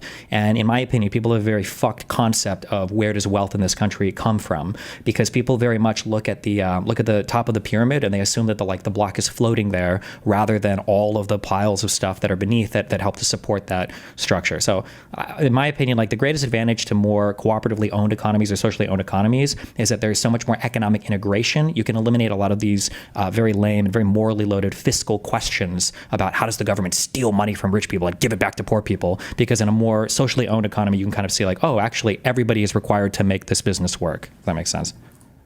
Yeah, it makes sense to me. Fair enough. Okay, gang, if you want to ask either of these lovely individuals some questions, if you have comments that you want to share, just jump backstage. We'll take a little bit of callers. It won't be too long. And then we'll wrap it up and we'll close out for the evening. I gotta say, I have more questions than I have answers, but that's probably limited to the format and the fact that we've gone for 2 hours, and it's a whole ass economic system. So I don't think it's entirely fair to ask you to like answer every single question and all these things. But fair enough. Let's bring on some of these individuals and Let's do it. see what happens. Okay, you're live. Hello. Welcome. Hello. Hi. What you got for us? Hello. I wanted to ask Econoboi about his like morals and ideology, because he's said before that he's described himself as a liberal socialist, or at least that his socialism is compatible with liberalism. From everything I've read, liberalism, one of the core tenets of liberalism is private enterprise and private property. But in his ideal society, as I understand it, private property wouldn't exist and would be highly discouraged, maybe even not allowed by the state. Is that correct? Yeah, so I referenced also in the beginning of this discussion multiple liberal thinkers who really didn't agree with that conception of liberalism, or at the very least, they thought it wasn't necessarily incompatible to have a socialist worldview, but also a liberal worldview. I think J.S. Mill is a very well known historical liberal thinker. He's not like right up there with like Locke and Hobbes and things like that, but he's pretty well cited liberal, let's say historically, and he was a socialist at the end of his life. John Rawls, perhaps the most well-known liberal thinker contemporarily, certainly in political philosophy, he's probably the most famous political philosopher in our contemporary time. He was a liberal, but he also said that democratic socialism would establish his liberal ideals and his theory of justice. And so I think that it's important to understand that many liberals do advocate for private ownership of businesses. But it's not necessarily the case that you have to be a person who advocates for the private ownership of businesses to be a liberal, because being a liberal is much more complicated than that. Believing in individual rights, democratic frameworks, political egalitarianism. You can have all of those things and have entirely publicly owned businesses. Okay. Any other questions for you, Raymond? Or we're gonna cycle through these quick. I was going to ask if private enterprise is not a priority, and I've seen you say that you wouldn't want too much, how should I say it, state oppression and state means to get rid of private property. You said that you don't want systems like the USSR and maybe China, but is there an acceptable increase into things like eminent domain and direct nationalization that you would be fine as compared to right now? Yeah, again, so I think that there are probably moral and practical economic upper limits to how much you can socialize. I know that Destiny wanted to talk about let's just kind of skip to the end state and imagine how it would look like, which is totally fine. But I do think that it's probably sensible to say, hey, if we get to, and I said it, I think in my opening statement or near to it, if we get to a world where like 80% of businesses are publicly owned, and then all of a sudden you have this like 20% of businesses that are just like stubbornly not selling their shares, or it's just not a good investment to buy their shares, / it would be like really bad for the economy to do so. I'm not really so offended by the idea of allowing some trivial level of private ownership in my society. Sorry. Sorry, I'm asking more like if you have the democratic mandate, the people come to you and say, bro, we want to get rid of private property, so we are increasing eminent domain by 10 times with this and this and this measure, or we are going to nationalize this and this industry, and you are like the prime minister or the president.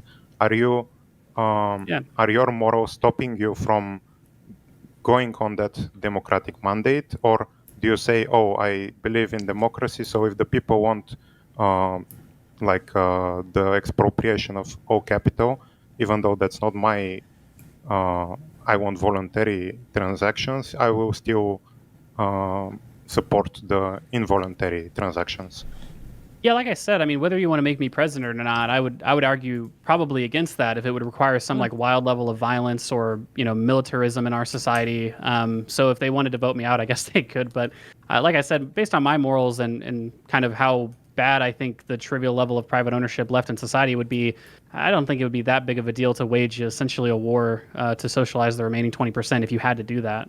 Also, can I just say real quick, because I see people saying this just as a quick thing, when Econoboi says private property, when we're talking about private property in this circumstance, we're just talking about like capital stuff. We're not talking about like homes and cars. I try to and say businesses. Toothbrush. Yeah, I know, but I see some people are saying like, oh, he wants to take your house or your private property. When that's the distinguishing thing for socialists is usually private property versus personal property. Socialists don't want to take your personal property unless they're really bad, I guess. But when they say private property, they mean like businesses and like revenue generating stuff. Is generally what people are talking about. Yeah, they're not going to take your PlayStation game.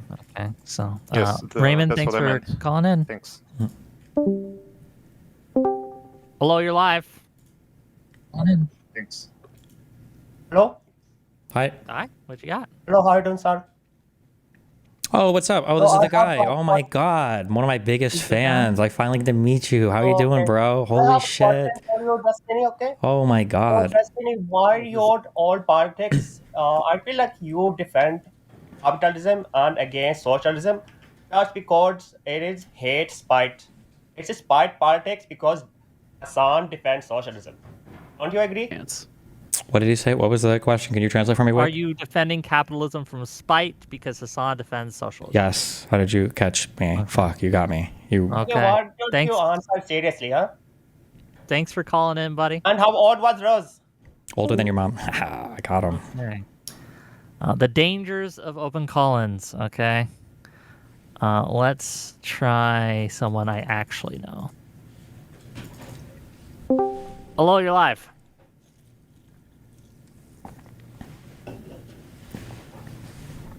Hello, you're live. His mic is What's muted. up? Oh, there you So go. I got a question for Econoboi. I do agree with the criticism that it seems like most of like the reasonableness in your system comes from that transitionary period where things aren't actually the system that you want.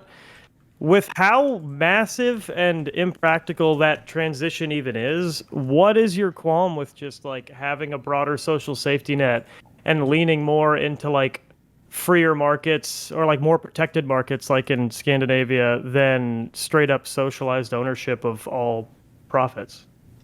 Well, the problem is that these things are not incompatible, right? So you can expand welfare payments and also capitalize public holding corporations. And I think also one of the big things is that I don't think that this is very impractical, right? So again, I'm using Norway as an example, but I think there's reasons to think that the United States would have actually an easier time of socializing production than Norway, but Norway was able to, at this current present moment, able to up social ownership to something like 40 to 45% of GDP.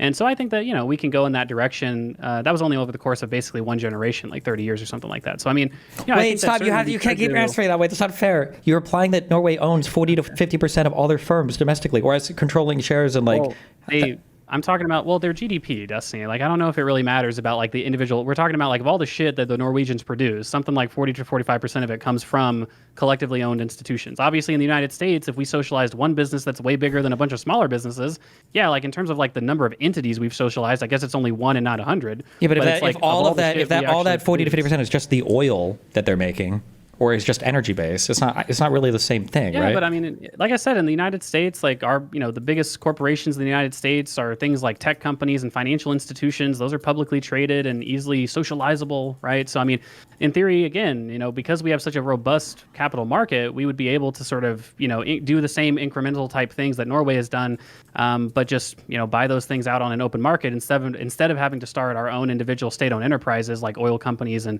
mineral extraction businesses, right? Listen, I think my issue with the conversation more so is that it's socialism versus capitalism, but capitalism hasn't even really gone on trial at all here. It's been more of just like kind of figuring out what your vision of socialism is. And while I don't but agree Jeb, with like Jeb, nationalized just to be clear, healthcare, okay, figuring it out again. I think that my model is pretty fucking clear. Okay, it's a bunch of different publicly. Wick, that's because you're a fucking dumbass and you It can't might seem to be- hold on. understand anything not- that I'm I not might saying. be a making a dumbass. claim Hold on on, this- just hold on. I might Holy be a dumbass. shit. That's true. But If so you is don't know what most a of sovereign wealth America. fund If you is can't or a convince holding most corporation, of that's America, cool. But right? These you things. know, Because I'm not what you keep trying doing to. is We're just having a trying to debate here. You guys keep saying, "Oh, it's so vague. I can't understand is. it." No, that's it's not a what I'm bunch saying. of different That's not holding that's not the claim I'm corporations. making. Can Okay. I It's a just real claim quick? I'm making, Jebtan. It's Sure. vague. But You keep it's saying, stupid. oh, we have to go to the rules. Okay, what rules? I wrote a 5,000 Yeah, but I'm gonna get page or kicked and rotated 5,000 out with word. somebody, so I just want to make my claim really quick because Wick, you'll be Okay, here the whole yeah. time. My claim is just in the socialism versus capitalism conversation, we haven't actually compared socialism versus capitalism. We've just sort of allowed you to paint the perfect picture of socialism and compare it to the United States. But that doesn't really compare socialism versus capitalism because take a country like Singapore, I would say, even though I'm not supportive of like nationalized healthcare, they've shown the success of like largely extraordinarily free markets and socialization of like a Jeb. few key things that people support, like They literally healthcare. have socialized the vast majority of wealth in their society with their public holding corporation and their sovereign wealth fund. No, I they don't have think a that's sovereign just wealth fund and capitalism, nationalized right? healthcare, but their markets are not largely controlled. Like you They as a have- person can own a business, can start a business, They- can raise yeah, private capital for that business. They're in you the don't need to go. Yeah. No, I agree. They're not a socialist country, okay? But the idea that Singapore is just this like perfect capitalist, utopia, it's not true. They have That's not what I'm saying. What I'm socialized with saying is- public ownership the vast majority of the wealth and business capital in their society with socialization of those means of the production. government's wealth. But what I'm saying is on the Of all the socialism versus wealth, of capitalism all the wealth side, in society, in Singaporean society, what- that is.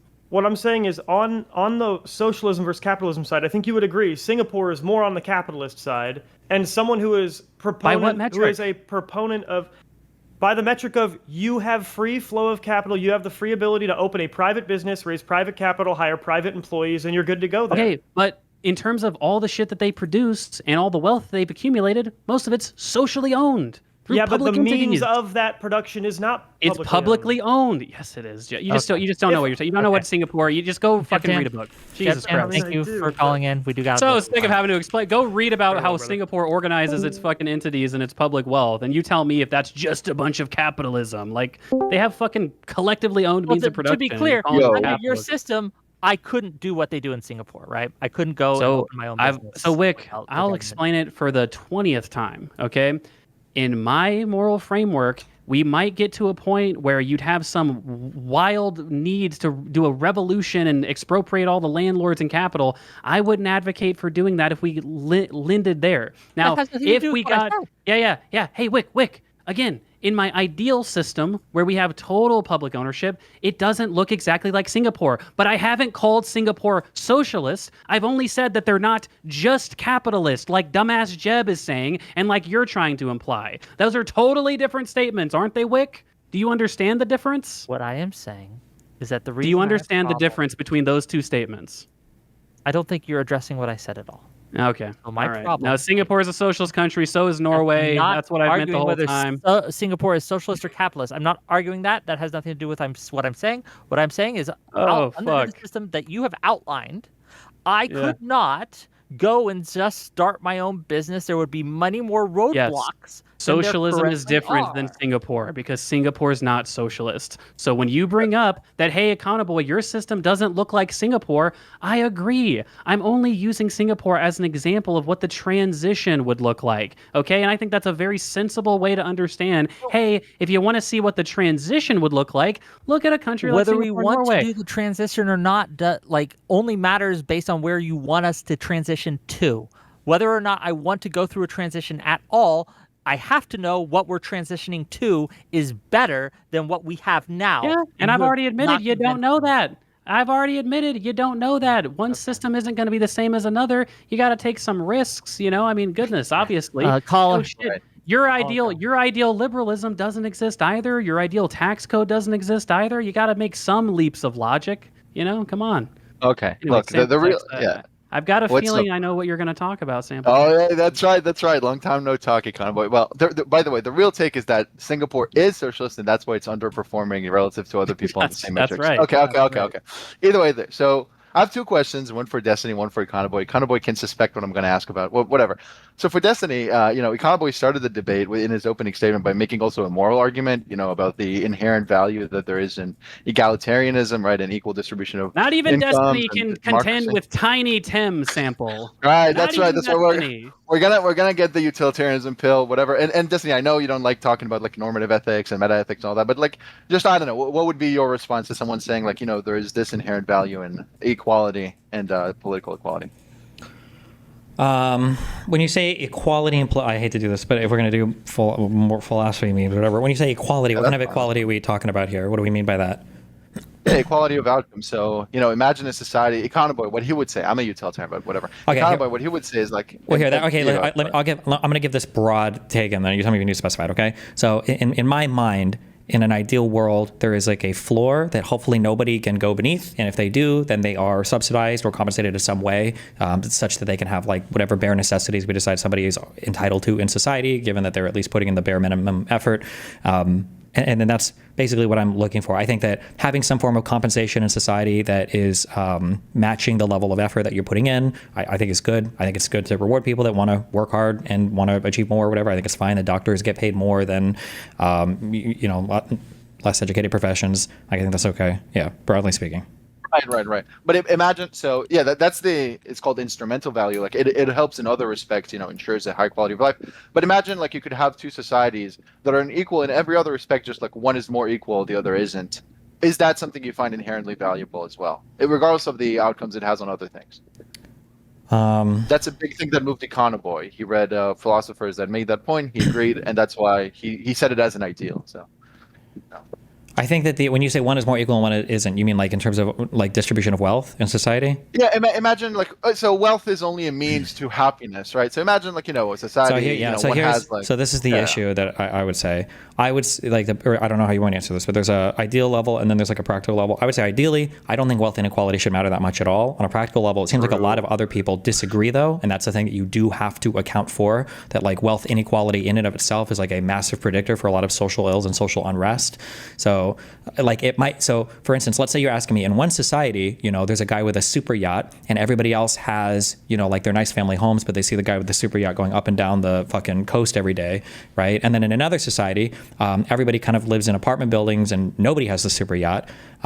I would say, well, I think that the society where one guy has the super yacht and everybody else has homes is probably a better society, but it seems to be the case that most people in society actually prefer the one where everybody's in the same kind of situation. Right. So, yeah. So I don't know what the actual answer is to that. I guess we have to do something to address wealth inequality as much as we can, because the perception of it, if we can't change the perception of it, then you have to do something with it. Otherwise, you elect people like Donald Trump. Right, and the real red pill is actually inequality doesn't have all these negative consequences people say. So just for example, people can look up Revisiting the Income Inequality Crime Puzzle by Matteo Pizzona, I think that's his name, and it's a paper, basically meta-analysis, like saying, actually, no, whatever. Either way, that's to me. So for Econoboi, just very quickly. So, Destiny made the point that, like, your system might be equivalent to a system with, like, a really, really high corporate income tax and whatever. And you made the point, well, no, actually, corporate profits are also, like, they eat into new investments. And you and I, we both talked about this before, but, like, that's not the case when you tax cash flow. That there's a tax called the destination-based cash flow tax that doesn't have this problem. It just taxes cash flows, which is what represents the value of a stock and what goes to shareholders. So how's your system, Econoboi, different than a system that has just a really high DBCFT, destination-based cash flow tax, that finances the UEI? How is it different? Yeah. So my system is different because, number one, you would need an efficient tax code in my system. So my system wouldn't get rid of all forms of efficient taxation. But then number two, it's different because the actual stock of wealth, like the accumulated wealth of society, would be publicly owned instead of privately owned. And that's a point that I also made to Dusty, not just like the taxes would be inefficient in his system, practically speaking, but then also that the actual stock of wealth in society would still be privately owned and not publicly owned, which I think for egalitarian and sort of downstream reasons is just strictly worse. Okay, but Thank you. Okay. If you want to end it here, whatever. Wait. Just add on this real quick. Like society, it doesn't really matter who owns the wealth, right? Like the wealth in and of itself, we don't really care about. It's more the fact that wealth begets more wealth and that it generates something. So we really care about like the profits generated by wealth, right? Yeah. And before I go, I'll just make the point that so you do own the wealth, quote unquote, but I said finance it with the UBI, so it's directly taking capital rents and horizontally distributing them equally to everyone with the UBI. right? So there is horizontal sharing here, but whatever, that's okay. You guys can talk. You can address Have fun. Destiny's point if you like. And then I Sorry, well, what, paid me to what was ask your point, questions. Destiny? My bad. Well, you keep saying that like it's good for society to own the wealth versus private people to own the wealth, but like Yeah. really the whole like the only reason we really care about wealth is because it generates profits generally, right? Well, yeah, and there's also, I mean, there's, you can leverage your wealth, and you said wealth begets wealth, all the various ways that capital can accumulate, right? So that's one reason. But again, I think there are strict egalitarian reasons to say that wealth accumulation in the private hands is not preferable, right? That, people who are wealthier, I don't think relate to average people the way that other average people relate to average people, because there's this kind of like built-in elitism to society. I think that oftentimes wealth also has the downstream effect of being very toxic for your democratic institutions, right? Like we saw that with Elon Musk. Like under my system, people would still be rich, but like if the richest person in society was worth $100 million, you wouldn't be able to buy an entire social media network and propagandize to a population. You wouldn't be able to pay for an entire presidential campaign by yourself, right? So those are the kind of things that I'm concerned about when it comes to this great degree of wealth inequality. Okay. A couple people paid me money to ask some questions, so I will. All right. $5 from Apex. They paid you money instead of donating to charity. Interesting. Curious. I am charity. I'm poor. Okay. If Econoboi would drop the hard money constraints and just call himself post-Keynesian or neo-Keynesian, I know what you're talking about. I don't know how to pronounce it. We could move on to fighting fascists again. Not really a question, but thank you for the $5. $7 from Charlie Charios to say Econoboi seems to be focused on publicly listed companies. 87% of U.S. companies with revenue greater than 100 million are private. How would they function? So yeah, again, so these public holding corporations, I do focus on the publicly listed ones because those are just the easiest to buy. But these publicly owned corporations, these publicly owned holding corporations would engage in all sorts of entrepreneurial investment. So that might include buying out public companies as well, or offering capital to public or private companies as well, and offering capital to private companies. And so private companies could also be like publicly owned. Again, they would just be publicly owned, but not traded on a public stock exchange. So that's totally compatible with my model.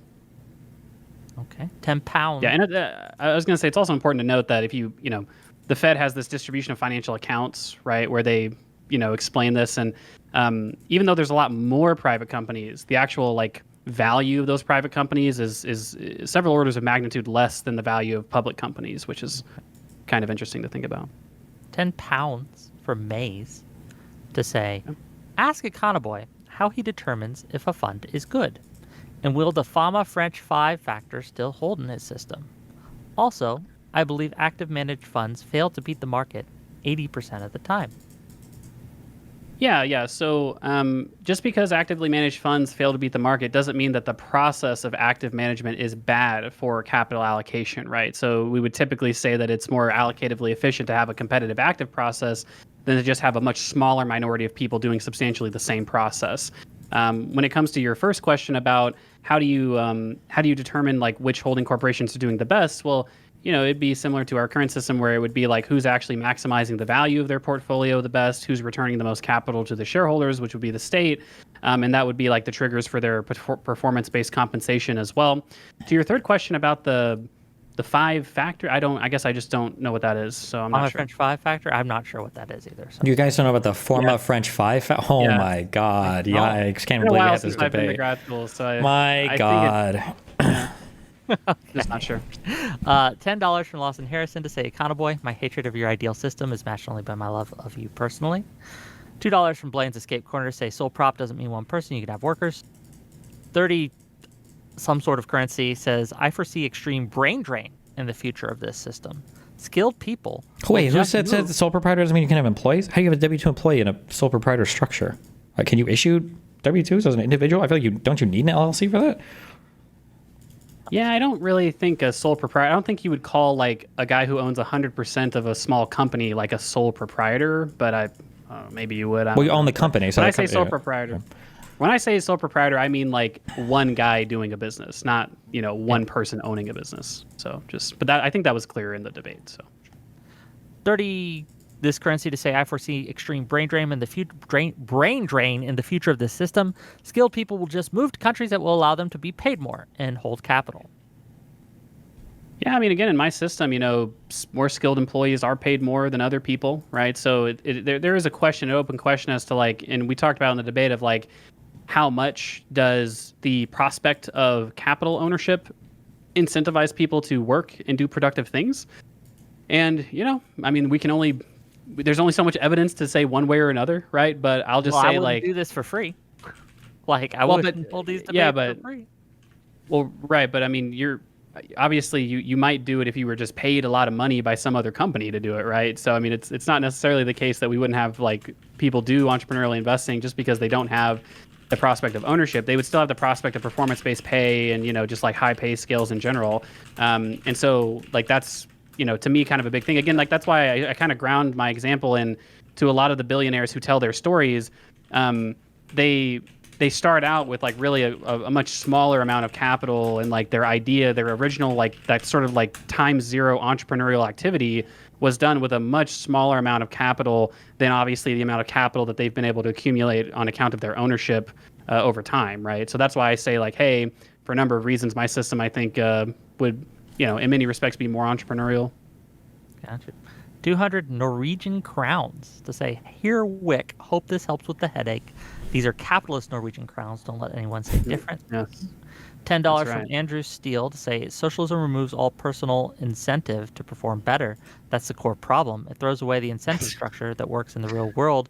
People want That's to right. own their own stuff and time. We certainly didn't just have a 2-hour discussion of how I, to a pretty specific degree, incentivize people to do more and do productive things. But I guess if what's the reading comprehension equivalent to watching videos? This guy doesn't have good, like, I guess listening comprehension would be the word. I mean, Media just literacy. go back and or watch the whatever. fucking VOD where, just go back and watch the VOD where I spoke just so much about how you incentivize people to do like entrepreneurial activity and like why would people work more under your system? Well, because they get paid more. Like, what the fuck? Like, that seems like a pretty clear answer.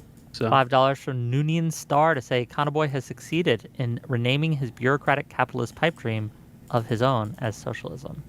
that's right. $5. Capitalism is when my system where all the capital is publicly owned is just capitalism. Capitalism where everything's publicly owned is just capitalism. I hear this from so many really big-brained people. It's not socialism. It's just capitalism where everything's socially owned. That's a new one for me personally. Just make that one make sense, guys. Well, to make it make sense, the argument would be that there are workers who are producing a disproportionate amount of stuff and a disproportionate amount of their surplus values being taken by the state and redistributed to other workers. So it's more of a state capitalist model than a socialist model because you don't actually own your labor and you're alienated from it the same way you would be in a capitalist system, right? That's the Marxist conception of socialism. But again, the broadest umbrella of socialism is just collective ownership of the means of production. Look, ultimately, if you guys out there want to call my system capitalism, fine. But if you're not calling it bad, I don't really care that much about the label, personally. True, but I would say just think it happens to be socialism. It's the collective ownership of the Don't means call of it that. production. There is no collective ownership of the means of production, though, in your system, right? It's the government owns There the is. means of production. Social ownership. But it's the people, government. the It's a public state-owned own. enterprise. SEO is a state-owned enterprise, not socially owned enterprise, right? So just because the state is managing it, just because you're outsourcing the management of that capital, doesn't mean you don't own it. Similar to how you mentioned how just because Vanguard is allocating your capital doesn't mean you don't own that capital. No, but I can sell my shares on Vanguard. I can't sell my shares in a state-owned enterprise. Yeah, but I just don't think that's a more meaningful I don't think that's like a more meaningful way to understand like public ownership. And as well, when Sure. you talk about, I mean, we can say that, but when I'm you just saying talk that, like, if about you had a worker- doctor working at a place, he's producing a great deal more of his surplus values being taken from him, right? Exploited, and then it's being given to the state that's then redistributing it to it. So he's still alienated from his labor. He still doesn't have the ownership of the goods and services he's producing for society. Right. Yeah. If you have a Marxist conception of socialism or just like this kind of like labor theory of value kind of conception of socialism, then of course my system is not socialism. But again, like I just think it's kind of brain dead to say like my system is just capitalism when my system has essentially entirely collectively owned means of production, right? I think that's at least at the very least we could say that to the extent that a socialist system is the decommodification of labor and socialization of ownership, my system is at least a socialist project, a socialist step in the socialist direction. Well, but to call you it say just capitalism, I decommodification of think labor, but labor is still just as commodified. You said you would pay different people different amounts based on the work they do, right? It's definitionally commodification right. But of again, labor. to the extent that you need social ownership and decommodification, at least the social ownership part is a step towards socialism. I guess, but you And it's don't not have like social just ownership. It's just capitalism, state-owned right? enterprises. There's no social ownership. It's just owned by the state. But So again, I think that there you can call my system ownership because it's public ownership. Many like democratic socialists in history have had a conception of social ownership where the state would essentially nationalize industries. And like again, if people have a semantic disagreement about like no, it has to be like individual accounts or it has to be like essentially worker ownership in some way, like transferable worker ownership, then would you say like in China, would you that's- consider that like social ownership, the stuff that the CCP has?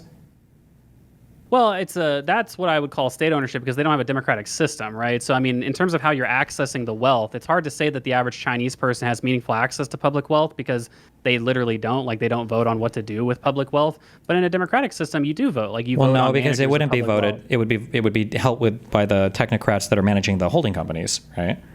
So that's my recommendation for how to manage public wealth. But obviously, society at large is determining how to manage it. So similarly to how, again, if I say I want my wealth to be managed in a passive way, or I want my wealth to be managed by some other firm doing the actual allocation, that doesn't mean I don't own it, right? So I think that the democratic nature of my ownership is what makes it like social ownership relative to China.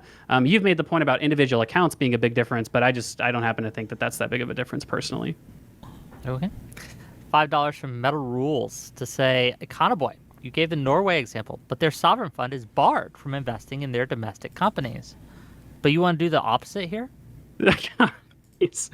You're right. We didn't talk about that in this discussion. We never talked about that. That wasn't a thing that we brought up. I'm reading the No, I know. No. I've only answered 100 questions the same way 100 times. So I do understand. They have two different sovereign wealth funds. One of them is invested in the domestic economy, which is several times small. It's like 5 or 6 times smaller than the other one that's the big boy, also known as the oil fund, which is invested in foreign capital. So I'll repeat myself, okay? And Wick, you're making me do this because your goddamn audience member didn't hear me the first time, okay? I happen to think that the U.S., because it has a much bigger financialization of capital and financial market, would have an easier time using a sovereign wealth fund to establish social ownership because so many more valuable domestically owned companies are traded on the U.S. stock exchange. The Oslo Stock Exchange is very small because it's literally just a very, very small, not very diversified economy, right? So, that's the answer again. Go back and watch it a second time if you want. Sure, $10 from Cameron Swan to say, Destiny, do you think the criticism of socialism has never worked in the past is fair, given that the same critique was used against the founders creating a constitutional democratic republic for the first time? No, I don't think you can say just because something hasn't worked, it won't work in the future. That's as stupid as saying just because new things have worked in the past that every new thing will work in the future, right? Generally, when I bring that argument out, usually it's to address the fact that it's very frustrating to have to deal with all the messy realities of your implementation of your current system, and then to pretend like that's being compared to the nirvana of some other systems. Usually, I'll say that, but I never dismiss. I haven't said over and over again to Econoboi, oh, well, your system is hypothetical and idealized, right? I'm trying to attack it on grounds that I think have substance in terms of how would you allocate capital, what would profits look like, what would other things like. I'm making substantive attacks. So if you've heard this entire conversation and you think it's just me saying, well, this hasn't worked in the past, so therefore it won't work in the future, you're not paying attention, number one. Number two, when you look at how people were designing the U.S. government, you are so unbelievably historically illiterate if you think that this was just a random shot in the dark. If you go through the Federalist Papers, they are constantly considering prior forms of governance. They are drawing on so much, in discussions of do we have a single executive or a double executive. When they talk about the whole legal framework was borrowed from the common law system, the whole concept of the Magna Carta and even the king has to answer to some kind of legal authority. All of these things are drawn upon to create the framework that eventually was the United States of America. So to pretend that was just a shot in the dark or something, it's oh, well, they never tried it before and now they're going to try it for the first time. It's and they knew also that was one of the big things that they admitted in the beginning, that this was a radical new experiment and a radical new thing. That was conceded at the time. I think even Abe Lincoln said that the main purpose of the Civil War was to hold the Union together. I think he said if I could save the Union without freeing a single slave, I would do so. So I don't think that statement is anywhere near the own the guy thought it was. But thanks for that one. Fair enough. $5 from Scored One to say, even if a system is feasible, is it really that much better than if we just put in a little more regulation or work into what we already have? And his in this context is Econoboi. It's why revamp or rehaul when we could just iterate? So again, I do advocate for iteration and incrementalism. So I do advocate. We didn't talk about we wanted to keep it in the ideal system. So, but I do obviously advocate for a methodical transition where we take a lot of these private assets and slowly socialize them over time. And that is what I believe in. That's one of the reasons why I reference places like Singapore and Norway, not because they're socialist ideals, but because they are at least examples of countries that have engaged in this process of socialization. And I think at the very least, we could say that in that process of socialization, they've done a lot of good for their people. Okay. £10 from Jacob Buckingham to ask, what are Destiny and Econoboy's thoughts on Georgism? I think it's based. It seems okay. I don't have strong thoughts on it, but Fair. $5 from AKA Batozai. So he doesn't know how it's going to help others, but he knows it's going to hurt billionaires. Blinks Magnus for $10 says, Econoboy, saw you change the flags in your background. I'm sure the Soviet flag was tongue-in-cheek. I'm just curious if you'd put a swastika behind you if Destiny called you a Nazi. Jesus. Like Dusty said, you can't buy a swastika on Amazon, and that's probably because, just generally speaking, my instinct, I think Hutch said the same thing when he talked to Wick, is that the swastika is considered a much more evil and generally offensive thing than a hammer and sickle. A lot of people have hammer and sickles even today, so I don't know. Should it be? That's a question. We might debate that sometime. Ryan, $5. Econoboy says that in transition, we can get more and more public ownership. How easy is it for private investment to crowd out public or transition back? Good God, read that again. I'm sorry. So, Go for it. What he's asking basically is, say you're going on there, you're transitioning to your system, and there hits a point where you're like, oh shit, we've made everything worse. What's the mechanism to retransition, to detransition, if you want to say that? You just privatize public assets? That's all you would do? Okay. Shave Dog's Ass for $10 to say, sounds like Econoboy, as much as he wants to avoid it, basically wants state capitalist Chinese-style markets, but with rule of law as a focus rather than party rule. That's right. My system is just capitalism, guys. Never forget. Keep going. $5 from Prismagic to say, Econoboy, chill on the smugness. People aren't dumb because they don't understand. You're a terrible communicator that can't explain unautistically. Sure. Yeah, the guys who asked questions that I directly spoke about in the course of the debate, of course, it's me that has the problem communicating. I admit, look, I'm not the best communicator on the planet, but it does get a little bit frustrating when people you have thousands of people that are like, Econoboy, your system's just capitalism. I don't understand how it's socialism. Answered 1,000 times in 1,000 different mediums. This literally started out with me writing a whole 3-part article series fully explaining my exact transition, right? Yeah. Well, the 5,000 words was just the third part, right? It takes 30 minutes to read, right? And people are like, I don't understand it. How does it? I don't get it. And it's like, goddamn, I literally spelled it out. It's like I read The Public Wealth of Nations and copied a lot of that stuff over. I read that book and was able to understand it. I don't think I'm using fundamentally different fucking grammar than the guy. Shit, I don't think I'm the smartest guy in the world either, but, shit, guys. $5 from Blaine's Escape Corner to say, do you think if you keep answering the same questions with the same answers, you might suck at answering? Communication is on you to explain better. No, I don't think so. And then finally, I thought I was 100 Norwegian crowns to say, I'm so tired of hearing socialists use my country as a lube to sneak in socialism. Also, we don't have wealth funds. Okay, so number one, you do. This is another fun example of Norwegians saying, I'm Norwegian, and I happen to understand that my economy is not socialist. Oh, by the way, we only have one wealth. No, you have the Global Pension Fund Global, and you have the Global Pension Fund Norway. Those are two different sovereign wealth funds that you luckily have access to as a Norwegian citizen. If you don't understand your own country, that's fine, but don't say you do just because you happen to be from there. I'm from America, and I think Desi and Wick would agree, there's a lot of Americans that don't know shit about shit when it comes to America, okay? That's one of the problems we might have in a fundamental sense, right? So come on, guys, let's just, let's be real here. And with that, I debated a lot of people from the UK who didn't know that they voted on their members of European Parliament. Same. Yeah. Okay. So, well, thank you. Yeah, thanks for coming, gang. I'm going to give each of you closing statements and tell people where they can find you. I have a link to Econoboy's Substack if you would rather read than listen. You can find the answers to your questions there. We're going to give the mic first to Destiny, and then we're going to let Econoboy have the last word. So go ahead, Destiny, close us out. Yeah, I think Econoboi just wants capital. No, I'm just kidding. I mean, like I'm half king. I feel like when people talk about, I think when people talk about socialism in its like most hardcore form, I think we're usually talking about like means and mode of production. So we're getting rid of private ownership, which means you don't have individuals making decisions about which businesses to start. You don't have an owner class that's extracting value from laborers, and then you're changing your mode of production such that like you're not responding to market incentives anymore. Like there's a central committee that's telling you what to make. Obviously, there are huge criticisms with both of these things. But I feel like a lot of this kind of socialism light or softer socialism that gets suggested today tries to avoid both of these things by introducing either capitalistic elements in terms of how firms are ran or market forces that are still working. And then they try to substitute out basically like investors or capital owners for these quasi-state managed enterprises.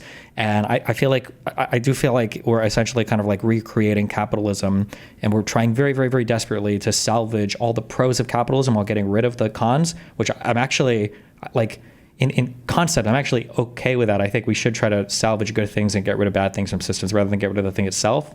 I feel like it's not really related to this debate, but I really do feel like it sucks, but I feel like solving a lot of the wealth inequality today in the United States, I think is actually incredibly fucking easy. It's just very politically unpopular. I think that, and maybe even Econoboi would agree, I think that if you were to literally bump up like all of the tax brackets by like 5 to 8 points, and bump up like your capital gains by like 20 to 25 points, I would be surprised if there was this massive exodus of wealth, if there was this massive destruction of the economy. I think that you would raise on the order of hundreds and hundreds of billions of dollars in order to do more projects. And I think the country would truck along just fine. And I feel like this is just a way better approach to things than to try to like radically redesign the entire economy. A lot of what we talked about today was kind of like the hypothetical way we would do this domestically, but we didn't even really scratch the surface of what does it look like internationally. And if you remember, like one of the biggest criticisms of capitalists when they say, well, didn't all the socialist economies fail? Other people just say, oh, well, that's because capitalist economies killed them all. And it's like, okay, well, why wouldn't that happen again? Would all the capital investment just go to Canada or Mexico? Yeah, but I mean, I guess in a way, this debate is kind of like the reverse of how it normally goes. Generally, the socialist gets to critique the capitalist constantly, and the socialist has like their perfect system, and then the capitalist to see what the best realities of their system. But in this debate, the tables are kind of turned, so it's harder for Econoboi because I'm basically just getting to launch like a massive internal critique, which is challenging. You're asking somebody to solve a whole bunch of different problems that might manifest in a bunch of different ways, and then I can always retreat behind the curtain of saying, well, my economy works right now, doesn't it? So fuck you. So it makes it a little bit easier from my perspective, but yeah, that's largely my thoughts on that. Thanks for being here. And I did ask him the question of how this would work internationally, but he didn't like that question and said I was dumb. Well, I did answer it directly, but maybe it was too confusing an answer. It might have been too confusing for me, but you know, go ahead. I did literally say exactly how that would work, you know, but goddamn, I do use fucking really, I'm just a dumb communicator, I guess. What can I say, guys? But anyway, yeah, my final statement, guys. So, I mean, look, I think that fundamentally we were stuck in kind of our ideal framework for a long time with this debate, and that's totally fine. But I think that part of the reason for that is, I don't know if it's strategic on Dusty's part, or it's just like, that's just kind of like, we want to talk about ideal socialism versus like current existing capitalism, which is fine. But I think at the very least, the transitionary stage is very hard to argue against, right? Like that we do actually have a ton of examples, like to the extent that we don't have examples of, you know, like actually existing ideal socialism, of course I would agree with that. But we do have examples of actually existing transitions of private ownership of the means of production to social ownership of the means of production. You know, we do know what it looks like for a company or for countries to open up public holding corporations. We do know what it looks like for countries to have sovereign wealth funds. There's hundreds of thousands of examples of these different entities across time and across countries, across cultures, across stages of development. And we, to that extent, we do know what makes them work and what makes them not work. And so to a large degree, that was what the third part of my Substack on how I became a socialist was trying to kind of surmise, was what makes public wealth work and what are the good things about public wealth. Insofar as public wealth and the transition to accumulating public wealth can work, it's good because it greatly horizontalizes the wealth of society, makes overall society to be much more egalitarian. And I think that there's also reason to believe that insofar as basically public wealth is horizontally owned, then the capital income from that wealth is able to also be used by the state for some kind of public purpose. We reduce the need to use use distortionary taxes. And I think that that's a reason that, especially at the very, very, very least, that in transition to our system, ideal social ownership, we would absolutely prefer the transition to just what we currently have now. Because what we currently have now is a system that is radically unequal, is, I think, radically unfair in many ways. And at the very least, if we just started accumulating some level of public wealth, similar to how these other societies that I've referenced have done, then that's to the extent that our system would be some level better than it is now. And although, like Destiny said, it's hard to defend like an unrealized ideal, I think it's very, very easy to defend at least a radical transitionary process to where we get to some like very high level of public ownership, to where maybe we end up hitting that kind of upper limit. And apologies for, I guess, being smug and being an asshole at some parts of this debate. It is a little frustrating to get asked the same question basically 1,000 times and to have answered that question within the very same conversation, and then to be asked again that very same question. I don't claim to be the best communicator, but I mean, when I talk to just people in my personal life, and when I talk to people, just generally speaking, it just, I don't know, like, it just seems like this is kind of an understandable thing, and it's hard for, I guess, everyone to understand it. And I'm not saying people that don't understand it are just like stupid, but I guess to some degree it is just like difficult to wrap your head around what kind of a radical transition of our economy would look like. And so just try to read the words that I write and hear the words that I say, and try to, reconcile that with our current system and come up with critiques yourself. To try and kind of refine what you imagine a good economic system would look like. Okay. With that, we're going to let you guys go. I am still going to stream for a little bit. I have some thoughts of my own, but thank you again for coming, Destiny and Econoboi, and I hope to see you again in the future. Have a great day. All right, bye, guys. Am I allowed to stick around? If you want to, did you have some closing thoughts? Well, what do you think? No, I'll just stick around. I'll hang out. Because he left. I don't want to get my closing thoughts. He accused me of being strategic. Like that triggered me a little bit. He accused me of being strategic. I feel like I tried very hard to be charitable and understanding, but... Much more than I did. Okay. I mean, I feel like I was being gaslit. Like, I answered that question. Did you, though? Like, we talked about I did ask, like, how would your system interact with the international markets? And he said, well, one of the internal critiques of my system is that it doesn't really have an answer for that. And then in the closing statement there, he's like, well, I answered your question already. Well, yeah, you answered that there was no answer. It felt like I was chasing a constantly moving target, and whenever I tried to pin him down on a specific, he'd hand wave it. He literally would hand wave it away and say, well, no, the rules system would just take care of that. Okay, but how? And in what matter? I don't know. I was very frustrated through that whole conversation. I was going kind of crazy, but that's me, buddy. That's me. I don't know how you felt. Yeah, I think maybe that we're working off of a couple of different sets of assumptions, maybe, and then because of those different sets of assumptions, like I feel like I'm not getting an answer to some things, but maybe he feels like it's kind of baked in. Like if I was talking to somebody and I'm like, what kind of computer should I buy? And they only list me like Intel computers, and I'm like, what about this one, this AMD one? And they're like, no. And I ask them over and over again, like, what's wrong with this? It's like, well, the processor's not whatever, but they're like fundamentally, they just like hate AMD or they like Intel or whatever. And I feel like there was some fundamental thing that maybe we just disagree on, that we didn't get to that fundamental thing, I guess. And if banks are owned by the holding companies, but the way that the holding companies will get their initial loans is through the banks, I don't know. I do think, though, right, that you, and this is a critique I have for you, that you, I think, downplayed the influence that politics would play into these holding corporations. I didn't downplay it at all. That's part of the larger argument, but we didn't get in that direction too much, because there is a world theoretically where, like, let's say that I live in Kentucky and I want to start a business or whatever. How are we appointing these boards of technocrats that are doing the investment? Like, are we going to start to have like basically segregated states? Because you run into if you want to do things democratically, one of the big challenges in the United States and in every country, right, is how are you democratic without running into the tyranny of the majority? And then you would have to ask the same question here with your holding corporations. Like, we want to democratically, in some ways, allocate money, but we also don't want to fall into like tyranny of the majority, where we're voting away or not investing in minority businesses. But that's a whole separate line of argumentation. But yeah, a lot of these things theoretically could be captured by bad political interests, I think. Yeah, it's possible. But I mean, there are arguments in the capitalist system as well that like there are arguments of capital that can also be captured by political interests, like Elon Musk buying X.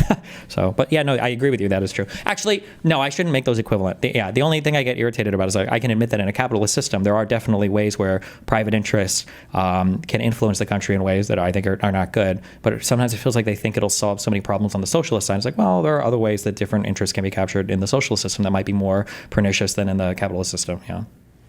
Harder to adjust for, harder to. Well, I don't even know if they're harder or not because again, it feels like a heartbreaker economic system. When I say heartbreaker system, like in role-playing games like Dungeons and Dragons, there was a period after Dungeons and Dragons came out where everyone wanted to make a better Dungeons and Dragons, and so they called these heartbreaker systems because they would want to fix all the problems with it, but it ended up not being as fun, not being as profitable, didn't really work out. This feels like one of those. It feels like Econoboi just made a heartbreaker economic system. He wants to redo how we do things, and when the rubber hits the road, I just don't think it will work. But I could be wrong because, again, I'm not an economist.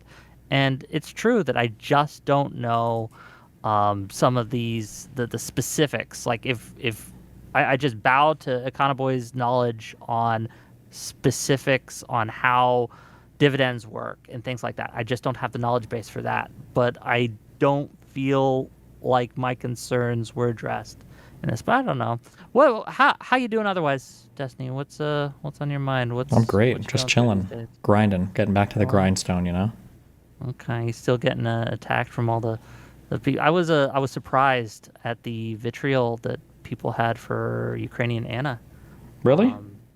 For coming, yeah, it shocked me. I didn't think they would go after her so hard. Oh no! If you're a friend of mine or anywhere near me, the certain communities, they're starting to chill a little bit. I noticed that one RAW guy disappeared. I don't know where he went, but crazy. I don't know. Okay.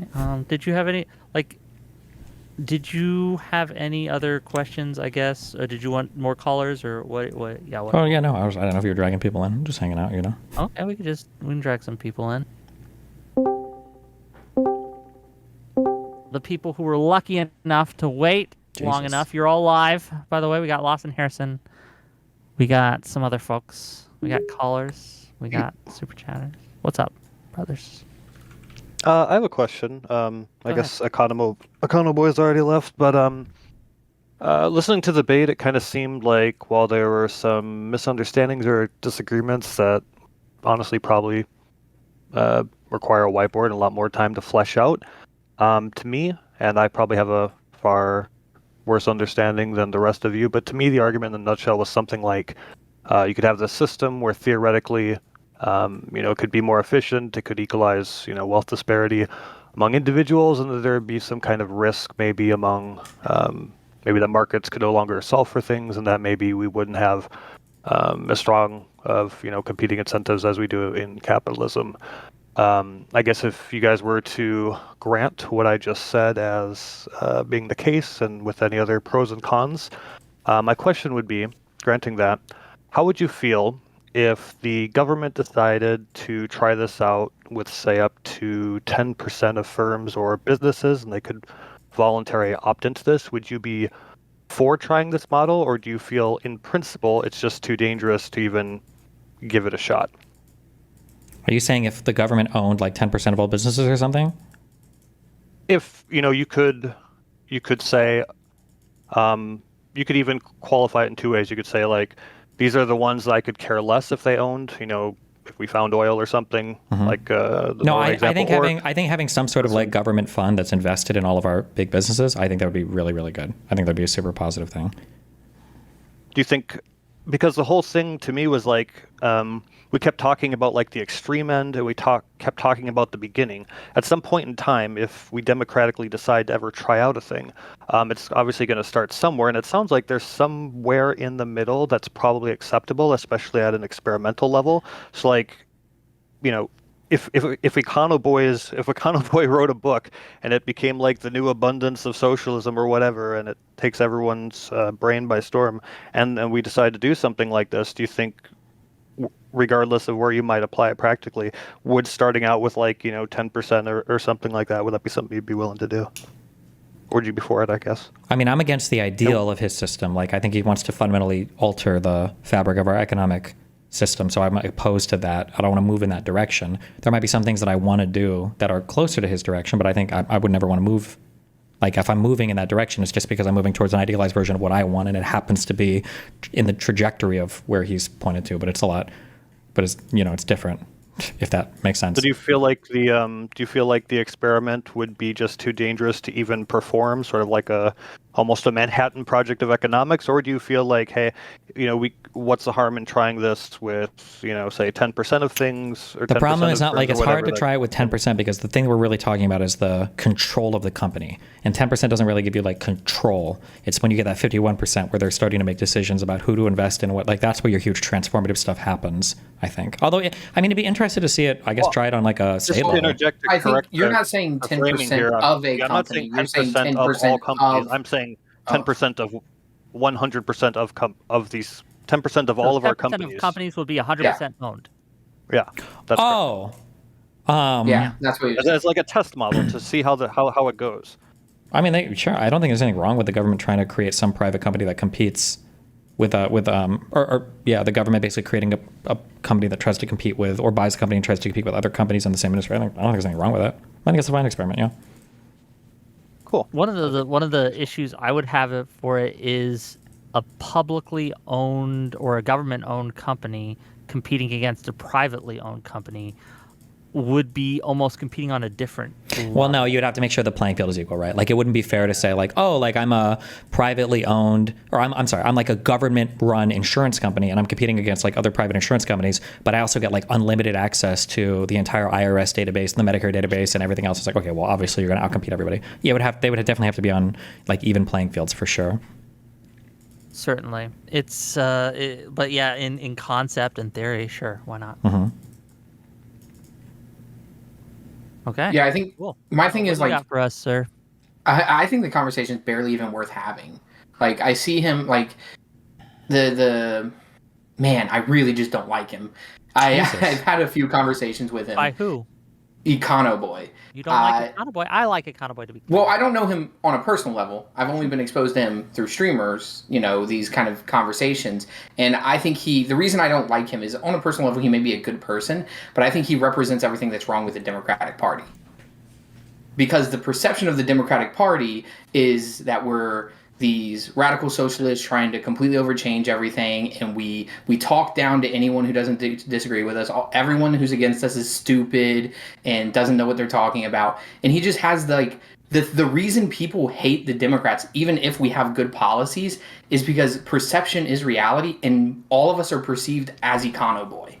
So I think there's a different thing here. So one, I think Econoboi is coming on here to have a very autistic debate with me over like very autistic econ policy. I don't think either of us are trying to appeal to like the common man's understanding of econ or like what would an average voter think. So I imagine if you were to tell Econoboi, you need to put together a way to sell this to like some random voter crowd or whatever. I imagine his approach would be a lot different than having this debate here with me now. So I don't know if it's fair. I've had conversations with him before. So me and Jeb Tan had a conversation with him after one of the streams. And then also the way he talked to Tally during one of their conversations, he has this like holier than thou, and it's like it's okay for individuals to have that person. I have that when I'm talking to my family because my family's all dumb, they're all stupid. So I kind of talk down to them a lot in a fun way. It's family dynamics. They understand it's my personality. We're all cool with it. But like you can't be doing that like as a political streamer. Like if I was doing political streaming and influencing, like when he's on Live and Learn and all that stuff, I just feel like they're the perception. Like they're the people who me and Wick get lumped into. And like his refusal to understand like how to communicate. I feel like he doesn't know how to communicate with the average voter because I've never seen him. I guess you've seen an example. I've never seen an example of him presenting things in a way. The way that I say it, when I look at like media spaces, I think there's a lot of different spaces that could be filled by different people. Like I'm sure I know for a fact that there are tons of people that are massively turned off by things that I say. But like there's a space that I think I fill really well. I don't know if there are definitely spaces where Econoboi would be really poor, would be really bad. But I mean in different spaces, I think that thing is okay. I guess like as part of like Live and Learn, I feel like they generally like all kind of get along and like chill with each other. I don't know if people come away from that show thinking like, God, this Econoboi is such a smug fucking piece of shit here, you know?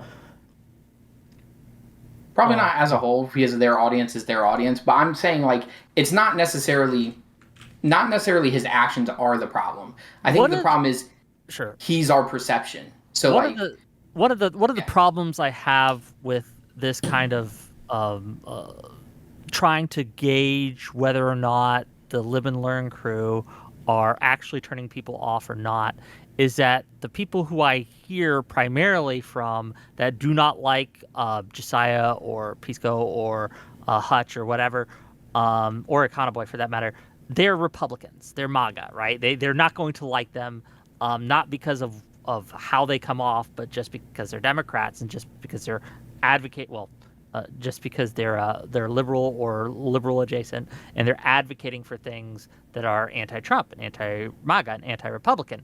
And so it's hard for me to know how much of that is from demeanor and how much of that is simply from they're just wildly different political parties and things like that. Yeah, so really usually when I'm not looking at like the Republicans. I don't, I don't care what my family down in Tennessee says or my family in Kentucky. They, except for we do vote Andy Bashir. It's kind of weird. They're all Republicans that vote Andy Bashir, but it is what it is. But what I'm looking at is like the moderates, because I think you and I agree. I don't know if Destiny agrees or anyone else that like the moderates, the apoliticals, like the normies who aren't online in these conversations are who really kind of win elections. Turning out your base is important, but in reality, like whoever gets the moderates to either anti-vote or vote, whichever way, usually is going to be the deciding factor. Well, I agree that's kind of true. I think we just have to be careful about who the moderates are, because different people have very different concepts of this. Because like online, moderates are like the far left says that the moderates are like all Nazis, but then the people who call themselves moderates are almost actually like far right people. Like I kind of understand. I feel like there's a huge moderate left, like center left coalition of voters that can be turned out. Again, like Biden got the most votes of any president in all of U.S. history in 2020. I don't think that was done by appealing to socialists necessarily. There's a lot of moderate voters out there that aren't like the moderate right or Republicans, Well, one of the reasons that Biden won the primary and went on to win the election is because people were tired of what they felt as the extremism of Trump won, right? They didn't like how he was handling things. They didn't like his handling of COVID, obviously. They didn't like his handling of all sorts of different parts of how he presented himself and how MAGA specifically were going out. One of the things that we did in 2022, for example, the DNC, when I say we, the DNC propped up the campaigns of the most hateful, extremist MAGA people that they could for their primary campaigns. They wanted those people to win because we understood, right, that the public in the general election would punish that behavior. They don't like that shit, right, in general. And so I think that one of the frustrations I have sometimes with you, Destiny, is that you are copying that behavior that lost them the 2022 election, and you're saying, well, Trump does it now, so that means it's okay and the public's okay with it. When I think we have direct evidence, at least as early as 2 to 3 years ago, it just didn't work, and I don't think we've changed that much in the 2 to 3 years time. I mean, Trump won in 2024, didn't he?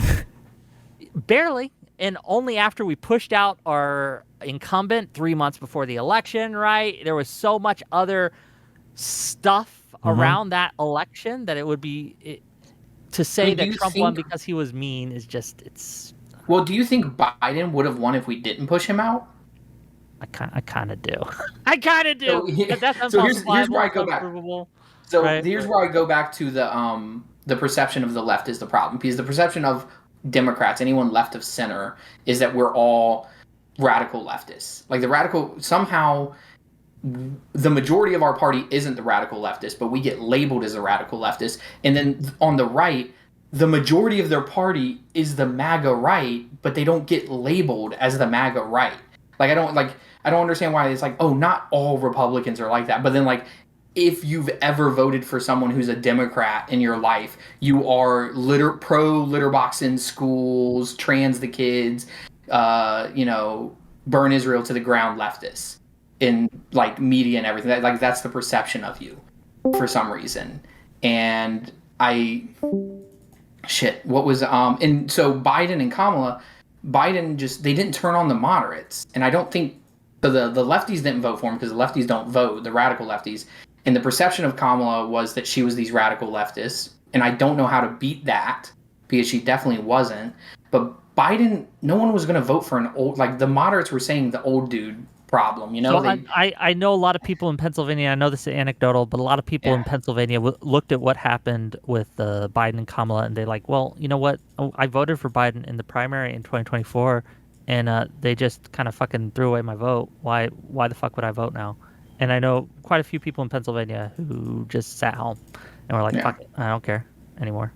Now, does that translate to a larger scale, to a national scale? I don't know, but I'm just saying that's what I saw happen. And it was a little frustrating. I'm still frustrated about it. I still feel like it does put it's going to do long-term damage to the DNC and to Democrats as a whole, because it's just another kind of way people can point and say, look, the Dems just don't care about your vote either.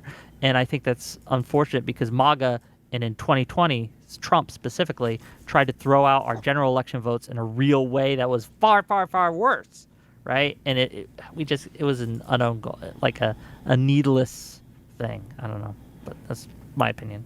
I think the big issue you're running into is, I think, I'll go back to my media environment thing. I think that as long as you control both sides of the media, like, you're completely fucked. Like, you will never, ever, ever be able to pass my purity test if I get to choose who your representative is. And I will always excel in my purity test when I get to ignore everything that I want to ignore about my candidate. So this happens a million times. Every time you've seen me on Peers, I think I've argued over this the last time. You see me argue with everybody. When I bring up behaviors that I have with MAGA, I say, President Donald Trump has this like fucking meme coin. It's the biggest scam in all of history. His son-in-law, why is he negotiating deals for the Middle East? Why the fuck is Witkoff running around, part owner, with his son in this Liberty bullshit, in the Liberty Mutual or whatever the fuck that business, right? I can point to all these things, and then their counter retort is always like, okay, well, what about that article yesterday, that op-ed in the New York Times about Sydney Sweeney or whatever? And it's like, why the fuck do you even know about this? Why do you care about this, right? If I ask you, why the fuck do you know what Donald Trump has done? The reason why you know what he's done is because Donald Trump is doing it and he's the president of the United States. If I ask you, why do you know anything about these crazy progressives on the left? It's probably because right-wing media decided to make them our representative. I don't know what can be done to counter that in an environment. There's soft strategies you can do, like you just disown it immediately. Like if somebody comes to me like, oh, what do you think about trans athletes? I was like, oh, I think it's retarded, and then move on and just like try to go to the next thing. I don't know if that's enough though. Like it's a dysfunctional media environment when they get to choose your representatives for you, and then you're stuck in this weird world of them having no accountability. Yeah. Two So is it just we need more media power? Well, go ahead. Yes, we do obviously need more media power. But two questions on that. Well, a comment and then a question. I think the comment is that yes, I think that even just disowning it immediately and moving on is going to be better than what we have now. I don't know if it entirely fixes the problem. Yeah. But one of the problems that the Democrats have is they fall into this trap where libs of TikTok or something will platform an obviously crazy person and say, this is representing the Democrats. And a lot of Democrats, as a knee-jerk reaction, will say, well, the Republicans are attacking it, so now I got to defend it. Yeah, I don't necessarily disagree. Yeah, it happens, sure. But I think the problem is a lot of it is like social media stuff. And again, we run into this issue where I think social media is not representative of reality on the left, but it is representative of reality on the right. And keep in mind that you've had this double standard where for decades, the right has given you this fucking insane caricature of the left. So the right is also like more ready to believe shit that they're being told. Whereas on the left, it's kind of harder to lie about their figures or exaggerate as much. Like how much, again, like you point to all of the sessions with Ezra Klein, the struggle sessions with Ezra Klein, with me and other people, with Brian Tyler, with everyone else, where it's like, guys, what can we do better? What can we do for the next election? Like we got to reflect. We need to introspect. We need to figure out why we didn't connect with the average voter. And then meanwhile, the Republicans after 2020 were like, well, they stole the election and we're going to run the same candidate with the same fucking strategy and we're going to go even harder on the same shit. And I was like, oh, okay. And then it worked, right? The environment is not equal for both sides, and I think that's a huge problem. Like the fact that we have to answer anything at all for Hunter Biden, while Kushner and now you've got this Trump bimbo daughter-in-law is like a host on Fox News. You've got them defending people like Andrew Tate. It's like it's a ridiculous environment. Yeah. Could you imagine if Hunter Biden was like a host on CNN? Yeah, they'd lose their fucking minds. Yeah. I do want to get some more other people in here and give a chance for some of the other callers to kind of get in. Oh yeah, cool. I gotta go put my kids to bed anyways. Yeah. So I'll see you around. You can stay if you want. Pineapple and Lawson, you haven't spoken yet, so go ahead, Pineapple, then go ahead, Lawson. Listen, at the risk of triggering the hell out of Destiny for being a fucking Brit-bonger involved in American politics and been interested in whatever the fuck you guys are on about, so it seems to be the case that I sort of agree with everything you're saying, Stephen, about like the media environment is super toxic and it's an unwinnable scenario, but sort of vaguely beyond more like we need more media power. What is your prescription? I understand the like. There needs to be like a strong. There needs to be a strong. There has to be a strong democratic liberal platform that politicians are not ashamed to defend. So, for instance. It sounds bad, but like there needed to be more vocal pushback against a lot of the retarded ACAB shit as part of the BLM riots, because behind the scenes, Democratic politicians were furious. So we were getting destroyed in elections over a lot of this defund the police bullshit, but they won't say anything publicly about it. And I understand why they won't, is because they feel like they're going to be eviscerated by the rest of the party. But you have to have people that believe in strong democratic values, and I should say Democratic Party values need to be willing to stand more affirmatively on those. Newsom is starting to do it, finally. I think the lawmakers that fled Texas are doing it, where it's like, okay, well, we're going to fight with everything we have at this point. Because the people with all the fight are just like the leftists who don't want to do anything that we want to be done, you know, and this being unwilling to fight for your platforms. Like one of the best messengers I think that we kind of had was like Bernie Sanders, and like to watch Bernie Sanders allow his that speech he was going to do, I think he was in New York, where the two like black interrupted by the and it's like the fuck, what the fuck? Even he's like letting these people like cuck him out of a thing here. Like this is so stupid. That would never happen in a Republican speech. I mean, like on the Democratic side, Bernie allows himself at his own march to get cucked out of doing that, and then on the Republican side, fucking Mike Johnson is literally gaveling and threatening to throw Democratic lawmakers out of Congress while Trump gives his fucking Nazi speech. It's insane the difference in standards there. And you remember the boos Biden got when he was the booze and the standing up. It was insane. And Marjorie Taylor agreeing, saying we would never do this when he's trying to say Republicans are trying to cancel. One of the criticisms that I actually do agree with leftists on and the right wing on when it comes to Democrats is Democrats are cowards in a lot of cases. Liberals have been cowardly. We've been too cowardly to say no to certain people, to certain groups, because we worried without this group we're going to lose the election. And I don't know if it's necessarily cowardly though. I think that like there are, unfortunately for better or for worse, like there are different standards. We just kind of have to address it. Like I feel like the whole MAGA movement has had like a Homelander moment. Do you remember? Did you watch The Boys? Do you remember when he lasers that one dude in the crowd and everybody starts clapping? Yes. Like that was the Trump 2016 moment where conservatives were like, grab him by the pussy. We fucking hate veterans now and everything else. And they were like, oh shit. Yeah. Here, let me give you this. Let me give you this example, right? So I'm going to give you the classic example where it worked in the 90s, and then I'm going to get to give you the example where I think it could work today, right? So in the 90s, Bill Clinton had a sister soldier moment. Are you familiar with this at all? Nope. Do you know what happened? Okay, so sister soldier moment. They had this reading coalition where I think it was one of the black leaders at the time, Jesse Jackson, I think it was, was holding this thing. He was going up for election, so he hadn't been elected yet. He was running for election, and there was a rapper at the time called Sister Souljah. Okay, and Sister Souljah had made some very disparaging comments about white people, like white people are all evil, et cetera, et cetera, et cetera. And she was present at this coalition. Bill Clinton got up and basically made an example out of her and excoriated her and said, no, you're not part of what we want to do here. He used much more political language, but he's basically like, fuck off. And this was a very powerful tool to keep the right from being able to paint him as a far leftist. And it really inoculated him from a lot of those criticisms. And he went on to win the election. He won the next election. And I think that this was one of the reasons that he was able to be so successful. We need that today. We need our Sister Soldier moment. We need a place where we can bring on... Here, if Kamala had gone on Hassan's podcast, okay, sat down, listened to him, and then at the end of it says, "No, you're just an anti-Semitic fuck, get the fuck out of here," I think Kamala would have got so much credit, would have had the crowd clapping like in the Homeland moment 400 electoral votes, that would be what we need to do. One of the things that people criticized Kamala for, and what I criticized Kamala for, was she really was scared to kind of pick a side, whether it be centrist or full leftist, and she tried to appease both sides, and that didn't work. She just needed to make an example of one side or the other. Yeah, I don't necessarily like disagree per se, but there's a lot more that's going on in the background when that happens as well, right? Like people from healthy, wealthy families can take so many more risks in life because they know that their family is always there to back them. Conservatives can come out and be as unhinged as possible because they always have the rest of the conservative movement there to catch them if they fall. They don't even fall. Like if they fall, they'll pretend to fall next to them. This actually literally happened. Do you remember when Trump was walking up the stairs and he had a little thing tumble and Rubio did it right after him?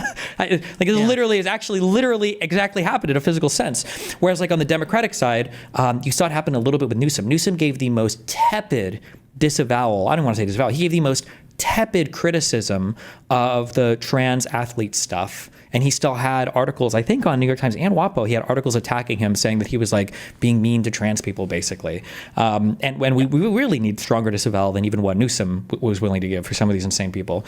I agree that it needs to happen for sure. I just think that there's a lot of people who, it's like trying to diet and somebody has like a thyroid issue or whatever, and they're trying all these different things over and over and over again. It's like this other thing has to be brought in line. We have to have this other thing because we're identifying so many things that the conservatives are doing well, but it's all really proxying this other thing, which is this top-down media, political, citizen like model of everybody's repeating the same message, and that's why they can do so many things. Like we talk about like flood the zone as like an example. The only reason they can flood the zone is because when one person turns on their sink, every other person turns on their sink too. Whereas on the Democratic side, okay, let's flood the zone. What are we going to do? Let's do this. And then you put out a story, and then immediately everybody else in the Democratic media is like, okay, fuck. Well, should we disagree with them so that we are holier than thou to prove that we're like one of the good liberals? And it's just like we're fucked on that. Yeah. It is. There's incentives to attack Democrats for Democrats to attack each other that don't exist on the other side. I will agree. Yeah. Right. You can get so much credit for saying I'm not like those other Democrats versus someone who's MAGA or on the right. If they don't toe the line, the voters punish them immensely. In certain ways, yeah. On their side. Go ahead, Pineapple, please. Do you have any sort of fear of so for example with the trans issue, obviously in my country we have this hilarious and wonderful thing that makes me want to jump off a bridge where recently, because of some really stupid actions by the Scottish Prime Minister, the Scottish Supreme Court ruled that trans women aren't real women effectively. It's so good. And as a result of this, because I live on Turf Island, basically, despite Keir Starmer in like I can't remember if it's like 2021 or earlier, making statements about how trans people are like some of the most victimized and like vulnerable people in our society, because of the trans issue, sort of more generally, and because of the optics, and trying to sanitize himself as Prime Minister of the Turf Island, he said, "I'm really glad the Supreme Court could lend like wisdom or lend their like authority on this like complicated issue or something." And for me personally, as somebody who has a lot of trans friends who like is super passionate about LGBT issues, I'm definitely not progressive in a bunch of other ways, but this is like a niche where I am very like, no, we really need to be doing more than we are. It is a huge turn-off for me specifically. Do we worry that like, obviously I think the Conservatives might be right when they say that trans sports, especially in extreme examples of like adults, is like a 90-10 issue, but like, are we a little bit worried about people misjudging that and like turning off the like liberal voter base to a high degree, trying to thread this needle?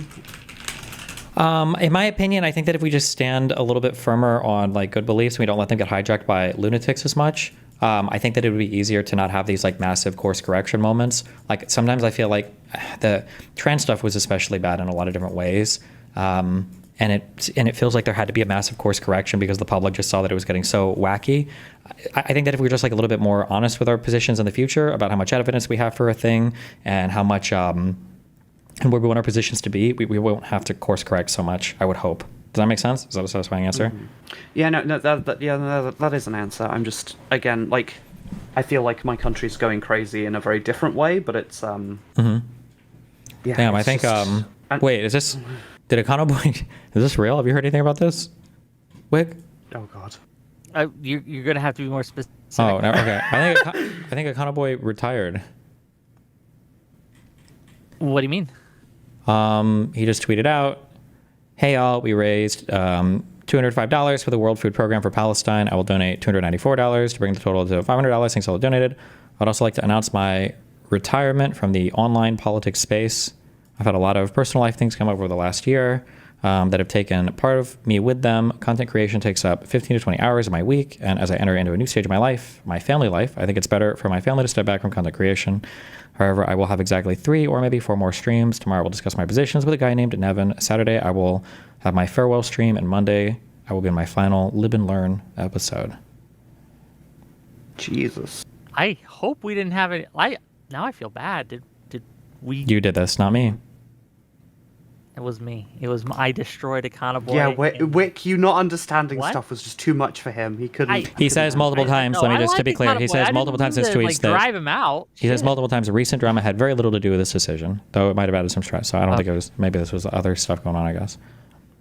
Okay. I mean, everyone would say that, no? I would just feel so even if it guilty. was. I'd be like, I didn't mean to. I just wanted to talk to you, buddy, and we have disagreements, but I like him. I think Econoboi brings some stuff to. So I think Econoboi brings a perspective to this space that is important, and even though I disagree with much of what he says, I still think he has value to the discourse, and I am sorry that he's going to be retiring. So Econoboi, I'll DM this to you later and tell you this in private, but I'll tell you this in public too. We will miss you. Thanks for being the iconiest Econoboi that you could be. I do appreciate you. Okay. Wow, that's breaking news live on Wick TV. I did not see that. Thank you for bringing that to my attention. Lawson Harrison, you're here. You've been lurking. What's up, bud? Wait, Parallax I'm gonna use the restroom real quick. So hold on one second, Eric. Yeah.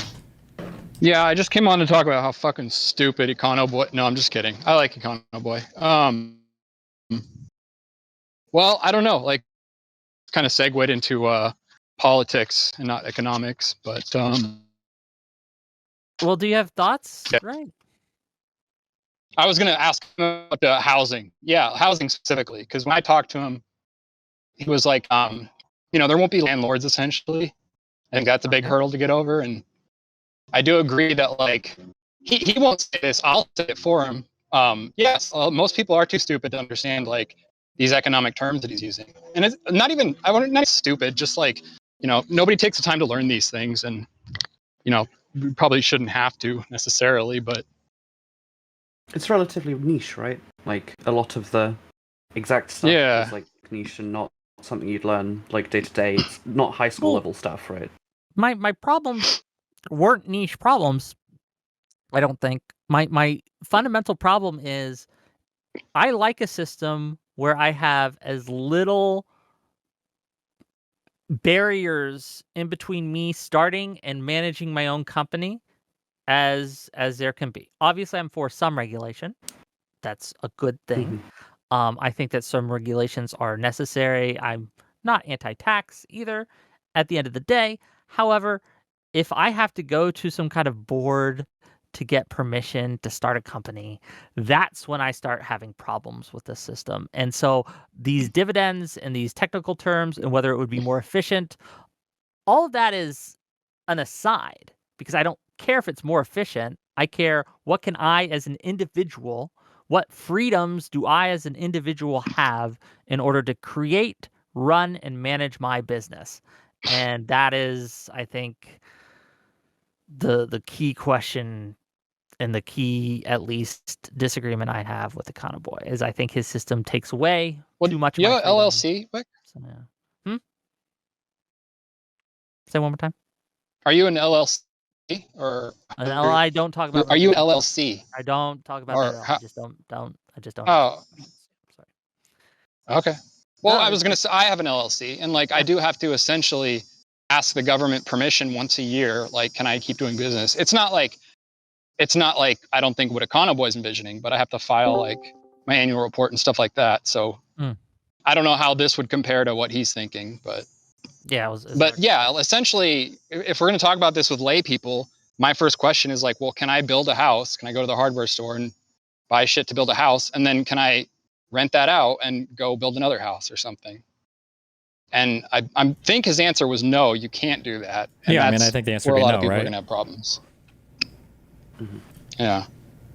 You can probably build the house and live in it yourself. That as long as sucks. it's not like an income generation. Yeah, thing, but that's surely, the- right? Well, the flip side of that would I be think that that's being a landlord is a landlord is extracting rents from a person due to the limitation of available space to build homes, right? So the idea would be that if the state owns the house, then whatever profit the landlord is extracting from the renter from owning that place, that profit doesn't exist anymore. So it would be cheaper for an individual to rent from the government, right? No, I mean, I like obviously my country has like a housing program. I don't know how extensive. Presumably, the United States has like some system that homes people who like currently aren't able to afford to live for themselves. I wouldn't imagine that like we got every person public-ish who- housing here. Yeah, like presumably there are.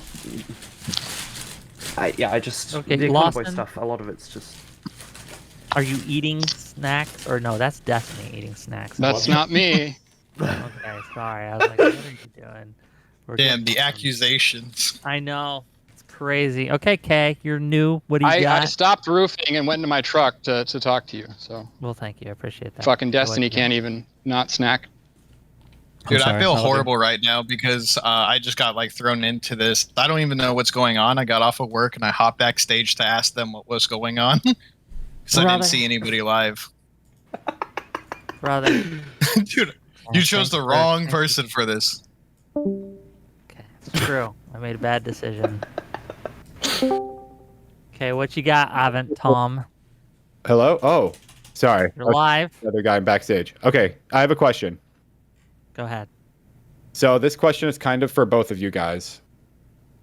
It's not about economics. It's about the meta discussion, okay? So here's my question. There's this, besides all the economics of it, I feel like Destiny and Wick, you're not happy with Econoboi calling himself a socialist. You think that that allows more extreme people that call themselves socialists to hijack the movement. But here's my question. Okay.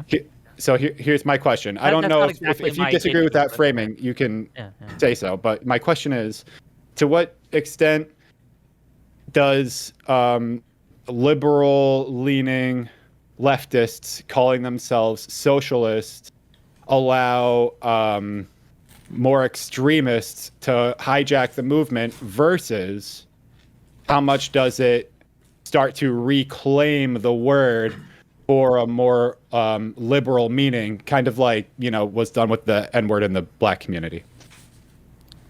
So I'll answer real quickly. I don't think that there's much value in reclaiming the word socialist. I think that the fact that people don't view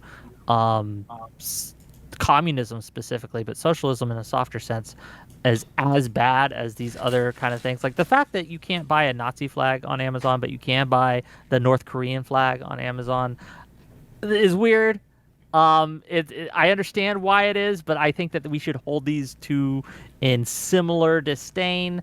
So I think that, to answer your question, I don't think there's value. You can go to flags.com and get one way. Yeah, but onto your other point, how much do I think this allows other people to kind of like sneak in and bad actors to kind of hijack the Democratic Party, or these softer socialists? The harder socialists can come in and hijack the softer socialists. I think there's some of that, but I have no problem with, if he thinks he's a socialist and wants to identify as a socialist, God bless him. But I mean, I think that's why Bernie Sanders calls himself a democratic socialist, to try to like reclaim the word. But I want to hear other people's go ahead, Destiny, takes on it as well. answer the question if you want. Well, I mean, I don't think there's any value in reclaiming the term socialism or socialist. I don't think. Like, why would I want to? Like, maybe so that like when Republicans try to smear people, oh, you're a socialist, you're just like Chairman Mao, like it won't hit as hard. I don't think it works that way if you try to own the term, right? Like, Republicans don't try to reclaim seems to Nazi, work. they try to relabel Nazi as being actually leftist. That's why it's National Socialism, right? I mean, some of Yeah, them but are, nobody like, on the left unironically- is trying to reclaim that word, though. aren't some of them unironically kind of doing that, where they're like, they're not identifying with the idea of Nazi, but they're saying like, they're guy on like Jubilee collectively called himself bonding a over fascist, being didn't he? called. Yeah, and they're also No, like wait, you're bonding. leftists doing that? No, I'm not talking about the No, leftists. right-wing people. Yeah, Oh, the okay. right-wing people that aren't reclaiming the word Nazi. I mean, some of them are reclaiming the word fascist. The guy on Jubilee that was talking to Mehdi No, Hassan. they're not trying to reclaim the word. They just are fascist. That's the difference. Okay, fair enough. Fair enough. I would agree with Destiny there. But I do think that overusing the term fascist has allowed that to happen. It softened the term. So I think that in a similar fashion, it's not exactly the same, it's not one for one, but in a similar fashion, there is a danger of people saying, well, I'm the good kind of socialist, to kind of soften and allow people to kind of piggyback in with that. I do think there is some danger there. How much of that danger is actual, I don't know, but it's not zero. That's what I'm saying. Can I ask a quick question in a similar vein You may. on this? So I don't remember if Stephen talked about this already. It part of it feels as if there is like on the more not necessarily extreme, but on the further left side of things, it feels as if there is an urge to basically to redefine socialism to be everything positive, and redefine capitalism to be everything negative. And it like I think this is like personified in Pisco saying like AOC and Bernie Sanders call themselves socialists or are socialists, when Bernie Sanders will say like Scandinavian country. Didn't he famously say like 5 years ago that a certain Scandinavian country, or I think it was Denmark and Sweden, are like socialist countries or democratic socialism personified? And the prime ministers of both countries came forward and said, we really respect Bernie Sanders, but he has no idea what he's talking about. We're capitalist countries with like robust safety nets. So part of it feels like you are ending up at war with the more left-wing parts of the party, because they are undermining liberalism in that they are taking everything that liberalism does well, like incorporating its criticism and having social safety nets, and saying, well, that is socialism. When the government does stuff, that's based, and it's socialism, and it's not liberalism. But you're also and it saying they don't allow any dissent, right? That's like a minority of a minority of a minority of people. Well, it's not about allowing dissent. If you explicitly normalize like. Okay, maybe I misspoke. So if you explicitly normalize all the good things about like the Democratic Party as like, oh, that's socialism. If you like these features, if you like the idea of free healthcare, you're a socialist. Are you not undermining like the liberal Democratic Party of the United States a little bit every time you say that, and eroding like the belief in liberalism? Why would it? I'm not opposed to that idea, but why would it erode it? Because again, you're not identifying with liberalism, the thing that does incorporate its criticism and does allow for social safety nets, and you're saying, well, if we did give you guys universal healthcare now, that would be a socialist policy. It wouldn't be a liberal policy, even though plenty of European liberal countries have this policy. I feel like you're sneaking this thing in there of socialism not allowing or incorporating any criticism. I don't think that's true. Let me ask you this. Hold on, just real quick. I haven't, Tom. Maybe we're going to have this conversation tomorrow with Soypill and others, but do you think that liberalism is fundamentally compatible with socialism or not?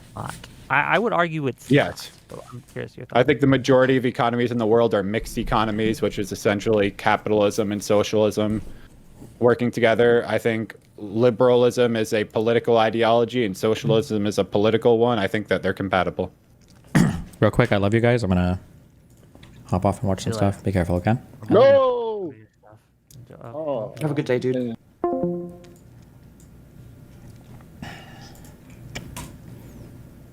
I feel like it's